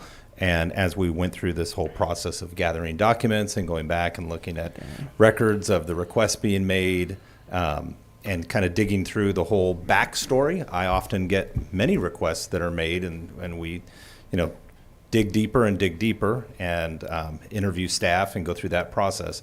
That is why that came forward in the manner it's come forward today. And I guess my only other comment on this is I get the issue they mentioned about PG&E, and I know that they are working on an upgrade even now that's supposed to, I think by the end of the year, have an upgrade. But they're talking about doing another project. I mean, they're still going to have a PG&E issue. So it just kind of struck me a little bit. That's all I wanted to say. But do we have any public comment, like regular public comment? Mayor Casey, the only public comment we have is Mr. Nord does have his hand raised again in Zoom. So if you want to recognize him as part of that, you did speak with him earlier. So he can speak as a member of the public. Okay. Mr. Nord, I will let you do a 3-minute public comment. And yeah, I would just like to reiterate again, as the cannabis manager stated, they are claiming that this fee was used for conditional use permits and other processing with fire, police, and so forth. That was all part of the use permit, site and NARC, and vesting tentative map approvals. So we've got to be very clear that we have two different types of applications being submitted and processed here. And it's not fair to try to use one to cover the cost for the other. It's being quite distorted, I believe. As far as the PG&E, yes, they are now indicating that they would have a new service available in 18 to 24 months. However, that our tenants for this project have all come and gone. They just can't sit there and wait for 5 years. So that's why we no longer have a cannabis tenant. And we want to bring forward a new project that we think would be more viable to the city for you. So I appreciate that, the staff's consideration, the council's consideration. Again, we contact the city immediately upon receiving that letter denying us, saying, hey, look, it's not right to charge us another $4,000 for an appeal. So we immediately started communicating with staff, asking for another way to consider this appeal. And yeah, sorry, I didn't write another formal letter, but we did send a number of emails requesting this specific item be considered and a refund be requested multiple times. I can share a number of emails from April and May, again, reiterating our request. So again, I greatly appreciate your consideration. Thank you. Thank you. All right, bringing it back for comments. Mr. Perez. Yes, it's a little sticky one. First of all, they keep hearing non-refundable. I keep hearing that. I keep hearing about Amazon. I get it. I know that there's a power. For a while there, it was really bad. It was other companies were looking to expand and couldn't also. So I understand that. And I keep hearing non-refundable. But most of all, I hear we don't want to lose the opportunity to get our citizens jobs, get them off the freeways, to get them home sooner, to be with their families. So I don't know which way I'm going, but it's a tough decision because we don't want to lose you, and at the same time, it's non-refundable. So with that, I'm going to pass it to Dolores. Dolores, did you have any? No. Councilmember Burns. Thank you. Just one more time, please. They submitted their applications. It stalled. A letter was sent by the cannabis manager saying you have 10 days to appeal. what was the gap from the time the letter was sent until they reconnected with the city saying, hey, we have a problem here?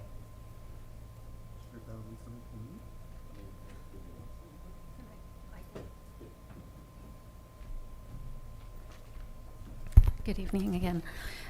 When I sent the letter, I didn't hear back from Mr. Noor.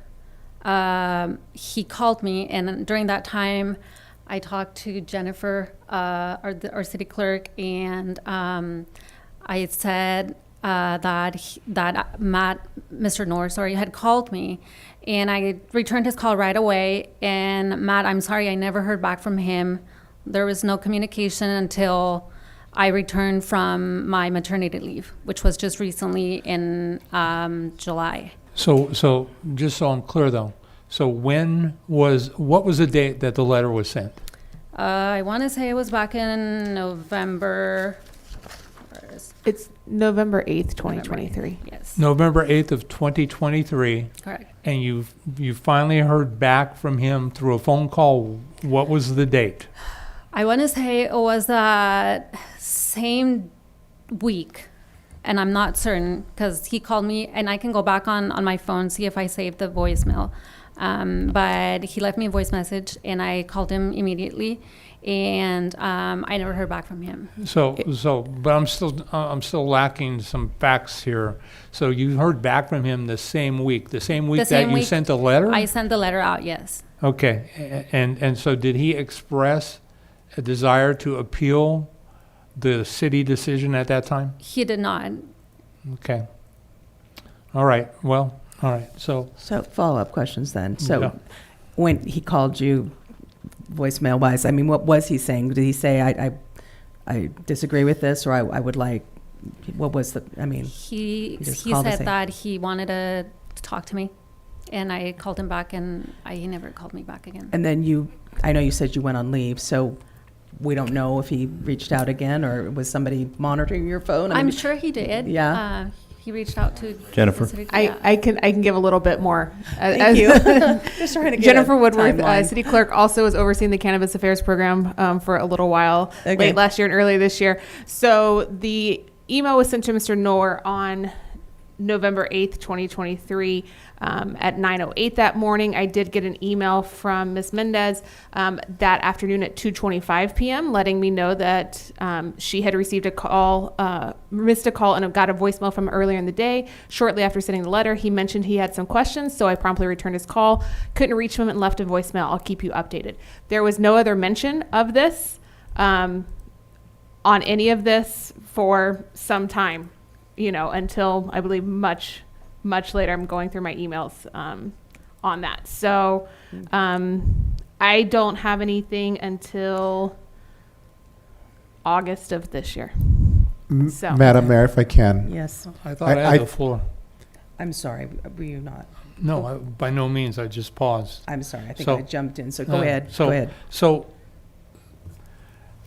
from the city attorney, Mr. Noor, Orozco Group has received due process, and they exceeded the time frame. Is that correct?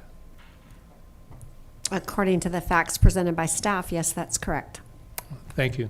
I'm sorry, Mayor, I didn't mean to be rude. Oh, I just not wanted at to all. draw No. that It's hard to out. keep track of Thank you. who's what. So, Vice Mayor. you Same have a thing, problem. Madam Mayor. I think we're arguing a moot point. He even stated that he didn't want to file an appeal. I don't know why we're having that discussion. So I think it's a moot point, and we should just take a vote at this point. Does anyone else have further comment before we just make a decision or do a vote? I mean, my only question is, it sounds like there were extenuating circumstances that stopped him from being able to move forward.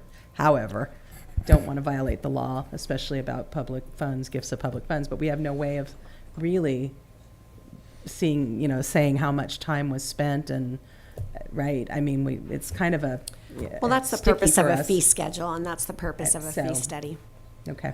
So, Mayor, So we I'm- really don't have, I can't see us, I mean, somebody make a Right. motion. Yeah, I'm absolutely prepared to make a motion to deny the Orozco Group's request to grant the $119,872 refund for the cannabis license fee and support staff's recommendation. I Is there a second that. second? Okay. All those in favor? Yes. Yes. Opposed? All right. Motion is denied. I guess motion is sustained, whatever. 5-0. All right. 9.5, best practices for efficient meetings. Can we have the staff report? Jennifer Woodworth, City Clerk. I am back again for part 2 of our conversation about making our meetings more efficient. So that one right there. So we brought this to council May of this year, and council had asked for this to come in multiple parts. So at the procedural changes in May, we did make these changes, and we've been working on those going forward. At the last meeting that we discussed this on August, I'm blanking on the day, but the first meeting in August, August 8th, I believe it may have been, or somewhere in there, the council did decide to shorten staff presentations to 10 minutes, and this is what would be included in a future policy, and then to limit the time for members of the public to indicate their desire to provide public comment. So again, this will be included in a future policy to come back to you on public meetings.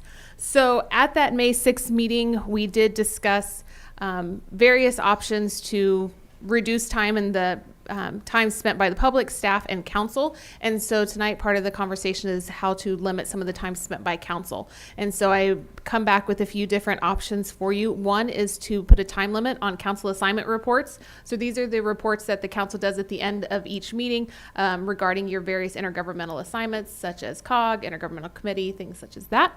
And so the suggestion is to limit that to 1 to 2 minutes each.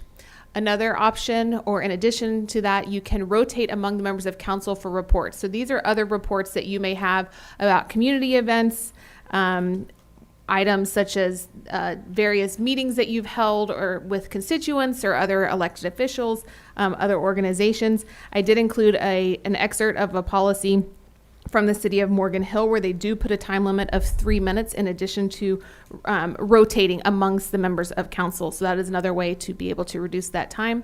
And then finally on this topic, to be able to bring back a policy that was discussed by the council in, I believe, May of last year regarding adding items to the agenda. So we all know that that is part of the conversations at the end of the meeting and council reports, is adding items to future council agendas. And so this option and the revised policy that is before you in the packet outlines how that would be done. To be able to add a future item, it would be requested that the members of the council do provide a memo that outlines what that item might be, why it's within the purview of the city council, and then also any background information that they want to include as well. And so that is another option to be able to reduce that time. And there's additional information on that. We would ask as staff that you schedule it at least 4 weeks out, and that a majority of support is still required to be able to add it to a future agenda. And then this is just what the draft memo would look like.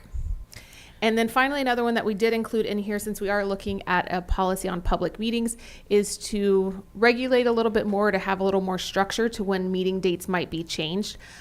Back in 2022, you did have a resolution that adopted that summer recess in perpetuity. And then these others are based on past practice. So when the meeting schedule was changed earlier this year in the Hollister Municipal Code, and moved from Mondays to Tuesday, there was a section of the text that was removed that allowed regular meeting dates that fall on a holiday to be moved to the next regular scheduled day. I would suggest putting that back in there. It does make it a lot easier for everyone to be able to schedule accordingly. So we could put that in there in the resolution. It has been past practice to cancel the first meeting in January. The summer recess in July. I would make a suggestion based on practice at other agencies is the first meeting in August is usually National Night Out, and it's something that many members of council and elected officials like to attend to be able to reach out with the community. And so you could consider ending your council meeting by 6 o'clock to be able to attend those events. Past practice that I've seen is you only have a consent calendar on that one so that you're able to go out and attend that. And then finally, meetings on an election day to be canceled or rescheduled. This is not specific to a November election day, but also if it is a March or a June primary, preliminary, to be able to allow members of the elected body and staff to be able to support the election day in other ways, such as volunteering at the polls and things such as that. So that is all I have. If you have any questions. Yes, questions? Any questions? Mm-hmm. Well, I have some. You mentioned the Tuesday holiday, you know, if we were going to move it to a Wednesday. The only concern I have is that some of us have Wednesday meetings that I wouldn't want them to conflict. I'm thinking intergovernmental might be one, but I'm not sure if there are others, but we definitely need to look at that. And then the only other, it's like a question / suggestion, is the form as far as an agenda. You talked about still needing consensus, so the forms would get submitted to you or city manager, whoever, ahead of time to be included as part of the packet to look at the end of the meeting? Yes, that is correct. So this is similar to how they do it at the Board of Supervisors, where those forms would be submitted ahead of the meeting so that we can include it in the packet. That way the members of the council would have a little bit more information going off of when they are having those discussions at the meeting, at the end of the meeting, of whether or not to agendize it for a future agenda item. So it would get submitted by someone. Correct. Then no more the council than 2. would give a direction. Yes. And then it would come back in 4 weeks after you do whatever review, or would you do the review and then it would come in 4 weeks for council to just approve? It would be, are you saying the form would come back or the agenda item? I mean, when the form comes in, I mean, is the manager or whoever looking at, you know, we were talking about staff time and all of that. Is that going to happen before it comes to council so we can see all that? No. So what would happen is that form would come back at the next meeting. And so that it would be in the packet for that next meeting. The staff time spent on it is usually the after. So once we have consensus for a majority of the board, that's when the staff time would be to be looking into the items. Similar to how it is now, we typically don't bring items back for at least 2 meetings because staff has to have the time to work on it. So that process would be the time to work on it. Similar. It said something about 4 weeks, and I just was trying to figure out, because I thought part of it was we wanted to be able for us to be able to see, okay, this is being suggested, what's the estimated staff time going to be before we make a call to support or not support it. So would that be happening?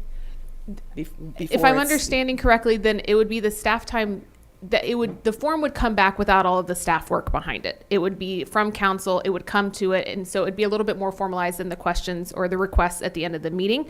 And then that future meeting date where it would come back for council action and further discussion, that would be the 4 weeks out. Okay. Seems like we're like doubling or tripling the time to actually, we have to touch it twice, so it seems like it's more council time to address it twice, look at it, decide as a council to move it forward, and then it comes back for more consideration. I mean, well, what it does is it allows for us to have a little bit more discussion rather than, you know, sometimes the agenda items are a sentence and it's 3 thumbs up and staff are trying to figure out what to bring forward, and there's times where that's a significant amount of staff time to bring that forward to have even the initial discussion. So that idea that you could work through it with the form to have a better idea before it's brought to the council, and then the council would have a stronger idea of what they're voting for to bring it onto the agenda. they had a chance to look at it, but we don't know, because to me, to make a decision, oh, I'm going to support this, not support this, if it's going to take, you know, 40 or 50 hours of staff time, it might change my view. And I might not want to bring it back, you know, if I knew that, or I might want to, depending on what we knew. I thought that's what we had talked about that once before, as being a kind of making it more efficient, as opposed to having it come in and say yay or nay, and then come back in 4 weeks, and then have staff time attached to it, as to estimates of costs to the city budget and all of that. So, trying to figure out the best way to do that. That just. So I think the idea here is to try to help both staff and the council understand the items when they come back, because I can speak from experience that sometimes the items that come up at the end of the meeting, I sometimes have a hard time capturing them even in the minutes to make sure I'm understanding it. It's so the packet typically goes out, is supposed to go out, you know, Wednesday, Thursday before the meeting. If we had these forms ahead of that meeting, then it could be brought and included in the packet. That gives staff a little bit more idea of some information that we could do, and then also council, so that we all understand the issue that you're wanting to bring forward for a future agenda item. Okay. So, and then the only suggestion as far as the form, the Board of Supervisors has a list of how this fits, and we have our 4 strategic goals, so it would be nice to add those in. Does this apply to any of our priorities here for the city? Yes, Just those checking haven't the been box kind right. of thing. Those haven't been adopted yet, which is why I didn't include them. But if the council, once the strategic goals are adopted, Oh, I then we thought can we include had. those. Hmm. No, they haven't been formally adopted yet. Okay, thank you. Any other questions? Do we have public comment? I have a question. So if an item, if we submit an item, let's say the Native American event, and that has a time certain, how would that work? Because it sounds like it's going to be a very long time before something really comes back to the council. So those are the discretionary fund requests are separate from these items. They have their own process. This is the kind of more involved, such as the one we item before this for the request. It would be for the refund for the Orozco group. It'd be that type of item coming back. The discretionary fund ones are separate. And as with those, when it is a very big time crunch, staff and proclamations that are often on a time frame, staff would endeavor to bring them back as soon as possible, but also understanding that that may not always be possible depending on when we get the information. If I could add to that, so for the discretionary funds, some of the items you had this evening, I received a form, or we worked to help create the form in partnership because it was the first time using it, and that got put on the agenda. You had the Native American events are happening this weekend. That's going to get through. What this does, I know there's a time certain. It helps staff as well, because if you take the Native American event one, for example, they came in, they made a request, we brought it back, we agendized it, and then there's going to be a request for funds because this thing's next weekend. You put that in totality with multiple requests like that, and that is what the staff is spending a considerable amount of their time to get to the next meeting. And there's still other items that have been assigned at other meetings that we're trying. So it's that the items are competing with themselves. And so that's why we're asking through this process to get those so we have time to process them. Because if we're processing everything within 2 weeks, the bigger items, like when we're talking about parks and we're talking about these other items, that work's going to get pushed to the wayside to get these items onto the agendas because there's only so much time with the staff. And so that's part of what this process is going through that and working with us on that. And if I might add, also keeping in mind that the packet has to go out at least 72 hours in advance. So any items requested tonight, that packet should really be going out a week from today. And so that includes gathering all of the information, staff having time to review it. And so that's where that kind of time frame comes from. So that, I tell the department heads, your reports were due on Monday. The ones that were asked for last night, they were actually due 2 days ago. And so it's kind of keeping that in mind as well from staff's perspective. I guess the other, I'm just looking at it from a systems perspective, because a lot of jurisdictions have the same issue. 2 weeks, you're supposed to get everything in. There's agenda review. There's a department head meeting. Things are published. I thought we 2 budget cycles ago we added a management analyst to your department to help with council member requests. Yes, that management analyst was hired in June of 23 and is also working on the website, the social media, and did help with the council requests. But that's basically for not just council requests, for basically our office. So the city manager's office is a management analyst, an executive assistant, our assistant city manager, who is currently serving in the interim community services director position and assisting me as much as possible outside of those duties, which that's more than a full-time gig. So, yeah, no doubt. I just want to make sure that when, we have urgent things that are happening in the community and we can't wait, 4 weeks to put it on the agenda, just to even put it on the agenda. I'm just concerned that we're adding layers of bureaucracy when there's already a lot of bureaucracy in terms of just being part of government. So I just want to be mindful of that. And if we look at the workflow process and how do we expedite certain things, whether it's through automation or there's a lot of other strategies, that we don't lose sight that we're here to serve the community as well. And the community sometimes has priorities that they need at least understand the strategy or plan to address it sooner than 4 weeks. It's on the agenda. Right, and just I don't think I'm saying this correctly or clearly enough. So the form would not take 4 weeks to come back. The form would come back at the very next meeting. Whenever it's submitted, it would come back. It's that the staff action, which is similar to what it is now. Right now, we don't bring it back for another 2 meetings, and so that time frame wouldn't really change. And the form would be coming back similar to you bring it at the next meeting. So all that would have to is make it into that packet 72 hours in advance of the meeting. Anything further? I just. Questions or comments? Do we want to take public comment and then come back? Yeah. Do we have any public comment? There's none. Okay. Well, we're back. Councilmember Burns, comments? Thank you. I'll keep them brief. I don't want a council member to fall asleep on me. So, first of all, we're talking policy. We're not talking codified, correct? So if this doesn't work, we can change it. Absolutely. Okay.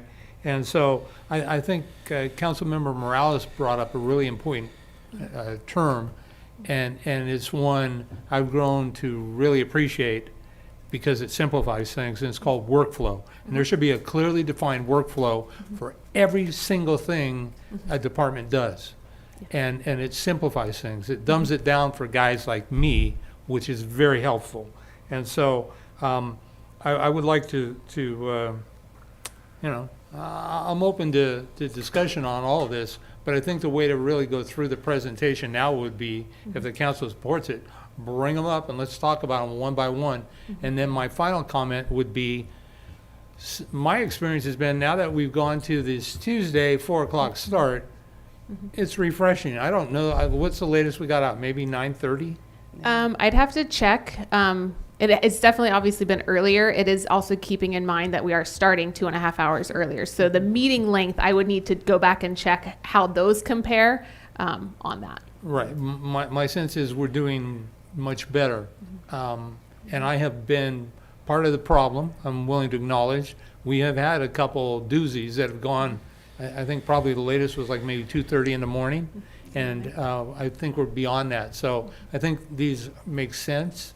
And I'm open within reason to some of them, but I'll express my thoughts on the others as we go down the list, if that's council's will. Thank you, Mayor.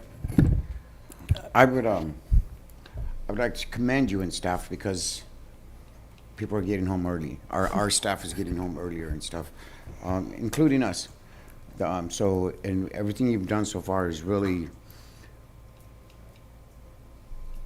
it's made things so much more efficient, and I think that helps keep the climate in here more peaceable, if that could be at all. So thank you. Thank you. So, and like Mr. Burns was saying, you know what? If it doesn't work, it doesn't work. You know, I don't want to put off our residents any longer when they have an issue that needs to be addressed. I'd like to address it as soon as possible, but I'm trusting you in this process. Thank you. All right, the only other comment I have, and I know we're going to go through item by item, but as far as the reporting out, it's a little difficult for some of us who sit on more committees than others to try to do everything in 3 minutes. So I would suggest more like 5 minutes to try to, I wouldn't want to shorten it so much. And I'm not necessarily in favor of the rotating, because if you have timely events, you don't want to wait 3 weeks to come back and say, oh, back such and such, we had this great event for what. I just think it's important for the community to hear about, what's going on out there, and, be up to date, and just the engagement piece. So can I clarify, are you referring to intergovernmental committee reports or personal council reports, such as meeting with both? Well, I'm talking about both. I mean, 5 minutes for each is my question. Yeah, I would think. I mean, because not everyone has them every time, but sometimes you have like 5 events, and it's like trying to condense them down as much as possible. But 3 minutes would, having spoken it for 3 minutes at the podium, it's really hard to get anything said.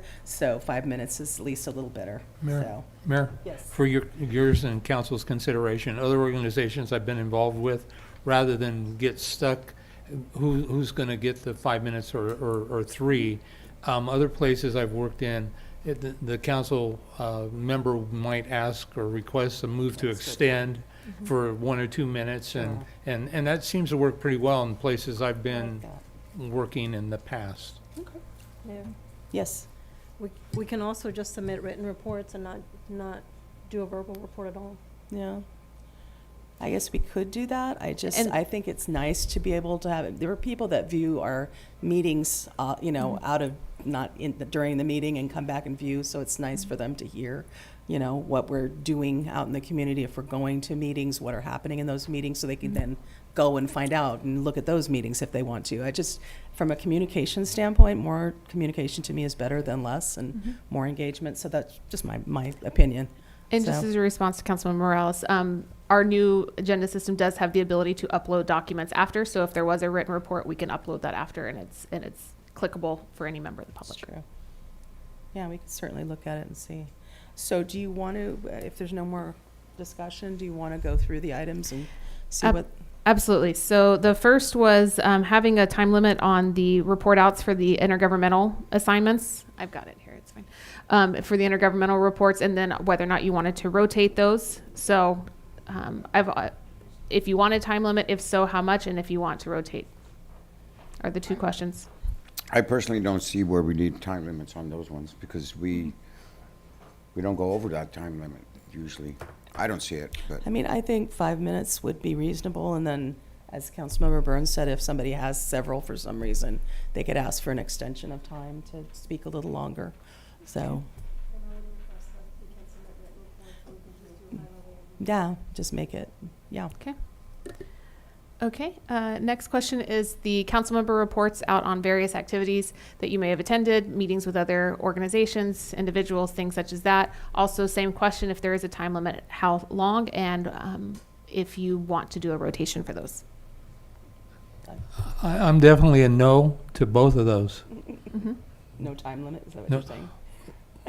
Within reason. Because you don't know what's going to come before you, and sometimes it's important to get the message out. And so, and I absolutely don't think we should rotate, because I think we've all earned the right to be here, and I think I don't want to quelch our comments. Thank you. Any others for consensus on that, if others agree with Councilmember Burns? We won't make sure we don't include it.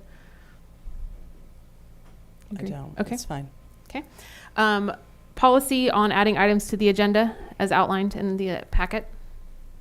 I'm okay with it, but I do suggest we adopt I guess we'll have to come back to adopt our goals that we had for our workshop, so we can add them. I'd like to see that, because I think it should guide what we spend time on and what we budget for, Okay. I'll plan, since that's a separate policy, I'll bring that back sooner. If the council's okay with that, it doesn't need to go with everything else. And then the final item for tonight was regarding the meeting schedule, to try to kind of not codify it, but to have it in writing of when those meetings might be canceled. So the first meeting in January to be canceled. If it falls on a legal holiday when the offices are closed, that would be scheduled for the following day, unless the council votes to cancel the meeting. July recess, the first meeting in August to end by 6 o'clock. And if it's on an election day, that it would be canceled or rescheduled for another date. So I know there was concern brought up if a meeting gets moved from Tuesday to Wednesday. If the council, I know other agencies automatically cancel those meetings that are on a holiday and then schedule a special meeting if that's the purview of the council. And so it'll often be in that off week. So for example, I believe next year when I was looking at it, I want to say Juneteenth is on a Tuesday. And so it would either be rescheduled to Wednesday, or you could cancel it and we could look for a special meeting date, or not reschedule. And again, like I said, some of the meetings conflict. The intergovernmental, like for example, I have tomorrow. So, if you switch it, it would automatically be canceled, and then it could be rescheduled at the purview of the council. Is that your preference? I don't know. How do you feel? I'm fine with that, though. But City Clerk, can you speak more to the August 1st hard stop at 6 p.m. when it starts at 4? Are you suggesting the meeting starts earlier, or just hard stop? And I thought you talked about maybe consent only. Yes. So what I've seen in other agencies is, because there is large desire of the council to be able to attend National Night Out is that they'll only do the consent and sometimes maybe special orders of the day. Sometimes if there is a closed session, but so that there is plenty of time to be able to be done by 6 o'clock. And so we would obviously look at the agenda for that meeting. If there's only consent items or maybe a closed session item, that it looks like you can be done by 6 o'clock, no problem. But that any items of council business or public hearings would be scheduled for a different meeting date and not that one, to allow the council to be able to attend it if they'd like. I'm okay with that. So, okay. So that one as well, it would be a separate item. So I'll go ahead and bring that one back at a separate from the public meetings policy. So I'll bring that back sooner. Thank you very much. Okay. All right, so we're going to move on to committee assignments. Councilmember Perez, anything? Anything? Trying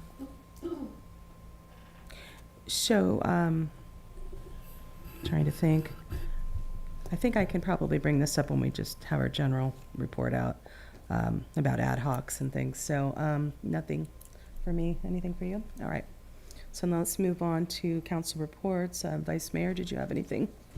Thank you. 2 things, Madam Mayor. Number 1, I'm interested in getting some support from this council to see if we can, just like maybe as a pilot basis, see how we can partner with New Hope Youth, I think their name is, to tie them into the recreation department or as a community-based organization partner to work with our at-risk youth. That's what they're doing. And then to continue the partnership and funding from the San Bernardino County. And then just so we're clear, just so the public is clear, I need to get consensus from 3 people sitting up here on the dais. We just heard from the presentation tonight that there is no funds, there is no money. We don't have enough money to expand Highway 25. I am asking this council to write a letter to the Speaker of the House, who is our representative, to pass legislation and get us some money to expand Highway 25. Thank you. Councilmember Burns. Thank you. Let me start my timer here. Put on my black shirt. Here we go. So, in follow-up to Councilmember Resendez's comment about the letter, I could absolutely support that if there was data that shows that it's what it's perceived to be, which is very dangerous. The council member brought up the fact that he has a letter from the CHP. I think one of my concerns is government historically always responds after the fact, after the tragedies have happened. And so I would absolutely support that letter. I don't necessarily think it needs to be harsh. I would see it more as a request versus a demand. And I think it's not how you say it or what you say, but it's how you say it. And I'm about building bridges and making relationships. So I would love to see more of what the Highway Patrol has said and know the stats and use that as part of the support for the request, because it's clear to me, I don't know that the Highway 25 will be expanded in my lifetime, and I'm not planning to check out soon. But anyway, I could be supportive of that. So I'd also ask that the council support the city maybe revisiting a request for a 4-way stop sign at Mimosa and Brighton Drive. Apparently it's the only intersection in that neighborhood, in that area, that's not 4-way. And I had a constituent reach out and express concerns about pedestrians being struck and crashes caused because of that. And also, it did come up tonight about, in the park conversation, about disability challenges for the parks, but had an individual reach out, and I'd like the city to look at, with the council support, putting a crosswalk on Hillcrest in the area of Clearview to cross over. This particular individual is in a wheelchair and has a not a lifetime, but a long-term disability. And what he has expressed is he would often go to visit a relative at the cemetery, and apparently he's had several near misses trying to cross that area. And I know part of that area is unincorporated, but I do believe pretty clearly that the intersection of Clearview and Hillcrest is city, and maybe a flashing light to slow people down. We currently have the flashing radar. I'm I'd like to think that works, but I've seen a lot of people, it's almost like a green light to go faster. And so I'd like to look at that a little bit. I'd like to revisit our code of conduct and understand better the policy moving forward, create a policy moving forward when there is a clear and convincing violation of the closed session. I understand from a recent correspondence that would have to be referred to the DA. Well, I'd like a policy for referring that when in fact there's clear and convincing evidence that that's happened. Otherwise, why have closed session?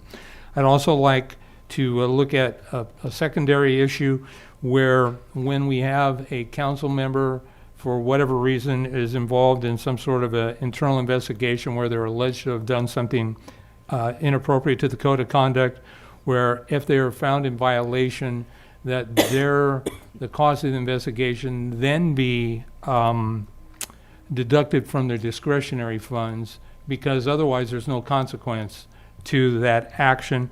And if it is a council member accusing a council member and it's found that the accusing council member was incorrect and none of the allegations were sustained, that council member then have those funds removed from their discretionary funds. It seems to me that we spend a significant amount of time and money, and I'm hoping that that could be one way to motivate, incentivize people to behave civilly, consistently. 4 minutes, sir. So thank you for your time check. I appreciate that. So I'd also like to again revisit the area of a side letter for the firefighters union that would say that there will be no firefighters laid off or terminated in the event the city is unable to reach an agreement with the county and the city of San Juan Bautista in renegotiating the fire contract. I'm very concerned about the perception versus the reality, and I don't want to lose personnel because of that. And then my final question was, or comment was, so my understanding that we are now down to command positions in the fire department. It's my understanding that we may be in some sort of a hiring freeze or a job slowdown, and I believe we need to move forward, if council supports it, to fill those positions. The work still has to be done, and I understand there could be some cost savings, but it feels to me like we need to fill those positions in those as soon as we can, fill them with qualified people. And those will be my comments. And for the record, 528, 528, let's be honest here.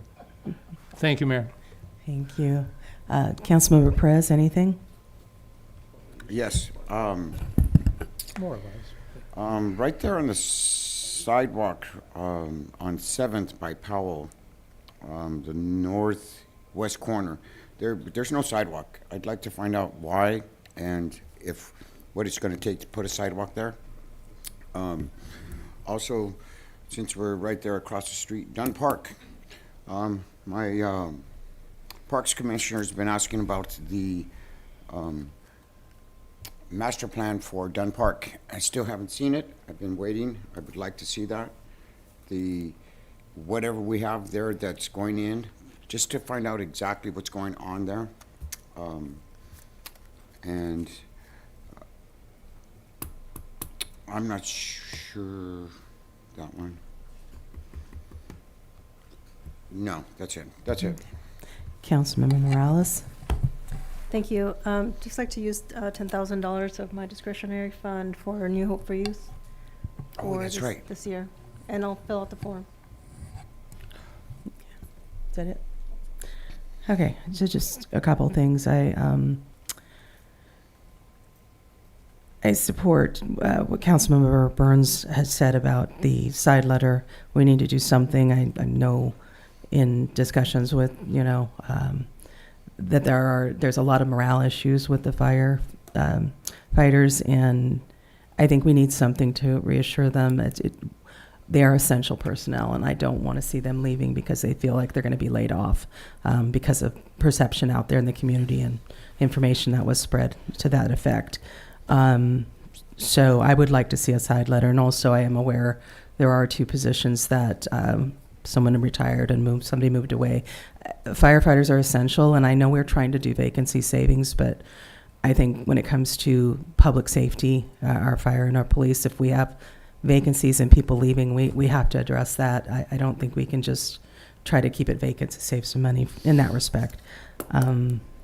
As far as a letter to Speaker Rivas, I'm not opposed to it, but the tone is everything, and I don't think demanding or I think if it was more general, looking for support. I mean, he has been receiving a lot of input and will continue to from local leaders who are meeting with him and requesting to meet with him. They are open to having those meetings, so I think that's one way to turn up the heat, personally, but I'm not opposed to doing a general letter to discuss it and to advocate for a change. And the only other thing is we've had some discussions recently about doing a sort of a town hall meeting through our Economic Development Committee to have folks come in from the community to talk about the biker rally. And it's my understanding that our Economic Development Committee is kind of in flux a little bit. We were having trouble finding some bylaws around what the scope is. And so there was a suggestion made to create an ad hoc committee specifically to explore the motorcycle rally. And so that's my suggestion for tonight, is to create that so that we can move ahead and hold that town hall and start to get some brainstorming and input from the community on their ideas and kind of get in the weeds, as the chief has said, about how we might be able to move it forward. And I think that's it. The only other thing I just wanted to report out, I was able to attend the Carnival of Heroes event that the VFW put on last week, and it was phenomenal. And they had activities for preschool special needs kids all the way through adult. And there were buses coming in from all the schools. It was a pretty awesome event.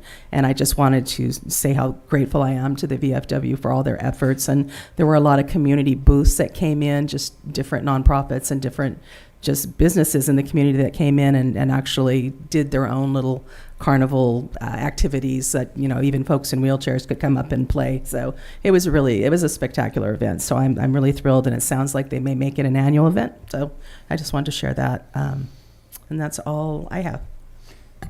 Did you forget something? Yeah, so as far as the letter to Mr. Rivas, you know what? I'm not opposed to that. I'm with you guys on it's what we say. And actually, it'd probably be good to start thanking him for all the effort that he's been putting in, because I know that two of us up here, and they're not males, have been doing a lot of lobbying for 25 in Sacramento, winning in person with him.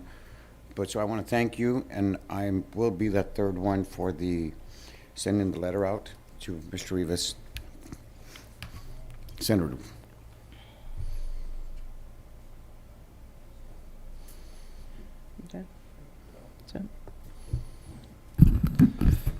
Okay, so I'm going to go over the requests that we received. Sure. So, pilot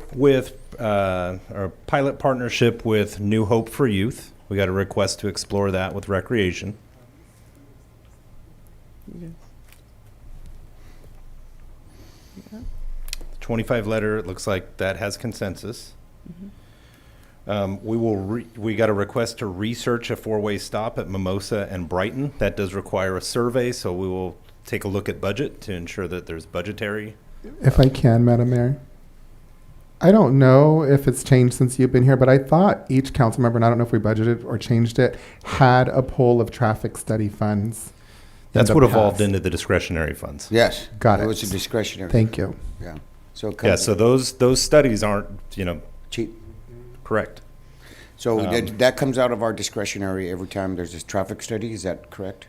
That we request? Well, what we'll have to do is look at what was budgeted. It was a tight budget year, so I asked the departments to keep their budgets very tight. So what this is it's an expenditure against their consulting budget. Got you. So if there is the consensus of that, then their consulting budget comes down accordingly. So that can be something where there's less dollars. Can we be informed of what that price is? So maybe we just pay it out of our discretionary?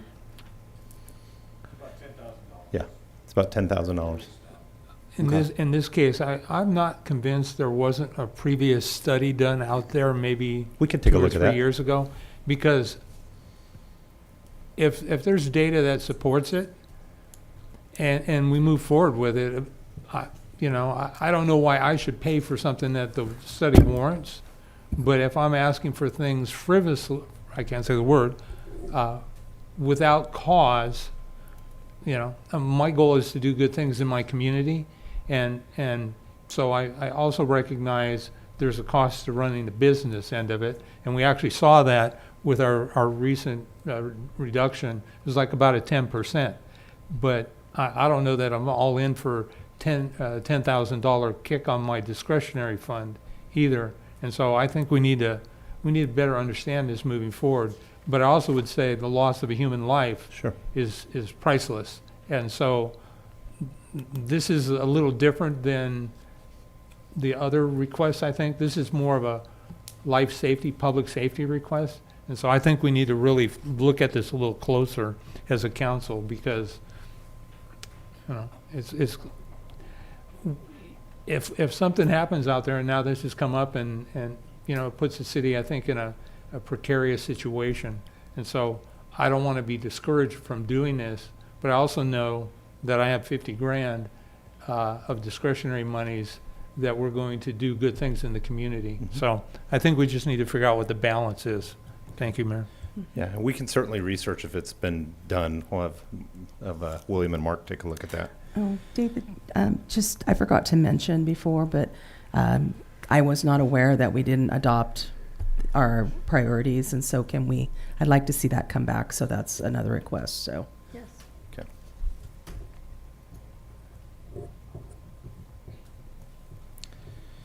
So parks, or it was mentioned under parks, but it was a crosswalk at Hillcrest and Clearview. So that will research as well, see where the county islands are, and then any associated costs, or if a study is required. I believe that's a mid-block right there, so do I have consensus there?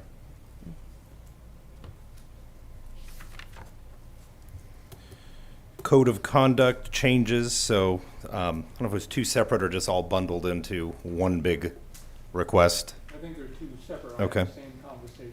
So violation of closed session, a policy to refer to the DA if that is a clear violation of closed session activities. And is that something that the council would then vote on and send a letter as the council, or That's how what does we'd that have to work? work on. I think We- that was would be kind of the part point of discussion. working on the form That would too, be is the we part would of the have that discussion, how to do discussion it. too. Okay. So it would be something where we would bring it back and you'd have a further discussion. I think that illustrates why we're looking to do the form, because Yeah. staff sometimes don't know what to bring forward. Right, yes. And then if a council member is found, if the accusations are sustained in an investigation, then the cost would be borne out of their discretionary funds, and then vice versa. If a council member made an accusation and that was found unsustained, then the accusing party would have the cost of the investigation deducted from their discretionary funds. Is that accurate? Perfect. Do I have consensus on that? No. Yes. Okay, and we can bring those back as maybe one item with 2 discussion points.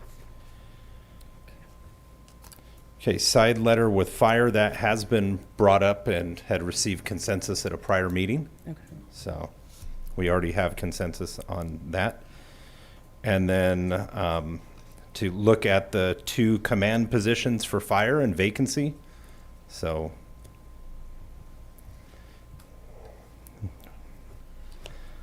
Mary, I'd like you to, do we have to do anything other than that, or we just bring it back as an item? Oh, no, I need Yeah. to weigh in on that Thank you. legally. I think I mentioned before, those are the city manager's employees, but that doesn't mean there aren't other options. Rick, Councilmember Perez, you had sidewalk at Powell. I just didn't hear the cross street. 7th. So that would be something where we would look probably at the same time and look at all of those.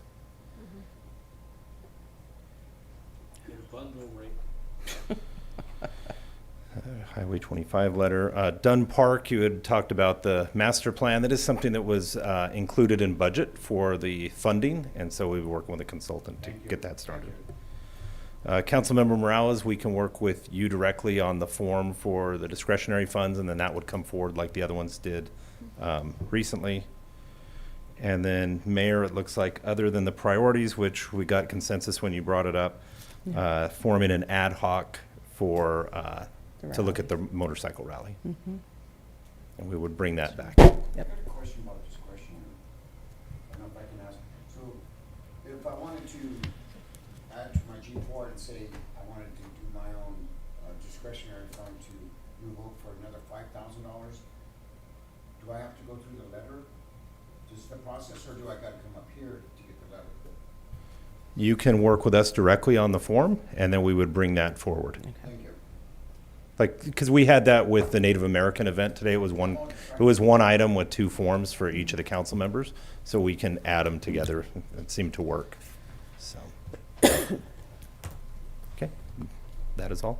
So what about the Economic Development Committee? I mean, do we have to have an item on that? We need to get to the bottom of bylaws and all that. There was some issues around the committee itself and how it came to be. Does that need to be a discussion item, or how do we approach that? No, we'll work with the city clerk on that item and bring something back. So the corrects, and not to create a discussion here, but we are looking at how that committee was even formed, and we are unable to locate documents currently. So we will come back with a recommendation. Okay, great. Thank you. All right. Do we have any other reports from staff on training, conferences, or anything? Not at this time. No. All right. Then, I think we're going to.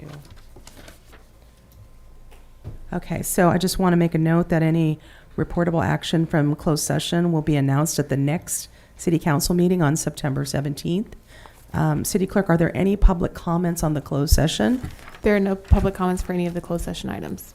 Okay, City Attorney, could you announce the closed session items? Yes, and in addition to reading any closed session report at the next meeting, I will also stand in chambers and say whether or not, or out on the steps, I'm sorry, the doors will be locked, and let the public know whether there was any reportable action this evening if anyone's interested. So item 11.1, conference with legal counsel, anticipated litigation pursuant to Government Code 54956.9, significant exposure to litigation pursuant to paragraph 2 or 3 of subdivision D of section 54956.9 of the Government Code, 4 cases. 11.2, conference with legal counsel, anticipated litigation pursuant to Government Code Section 54956.9, significant exposure to litigation pursuant to paragraph 2 or 3 of subdivision D of Section 54956.9 of the Government Code, 1 case. The threat of litigation is from Eduardo Mondragon. 11.3, conference with legal counsel, existing litigation pursuant to Government Code Section 54956.9D1. Name of case Natmar LP et al. V. City of Hollister et al. San Benito Superior Court case number CU 2300183. 11.4, conference with legal counsel, existing litigation pursuant to Government Code Section 54956.9D1. Name of case Natmar LP et al. V. City of Hollister et al. San Benito Superior Court case number CU 2300282. Okay, so we're adjourning, right? So there being no further business, this meeting is now adjourned. You're actually not adjourning, you're convening into closed session, just so you're aware. Yes, I know. That's no problem. Okay, thank you.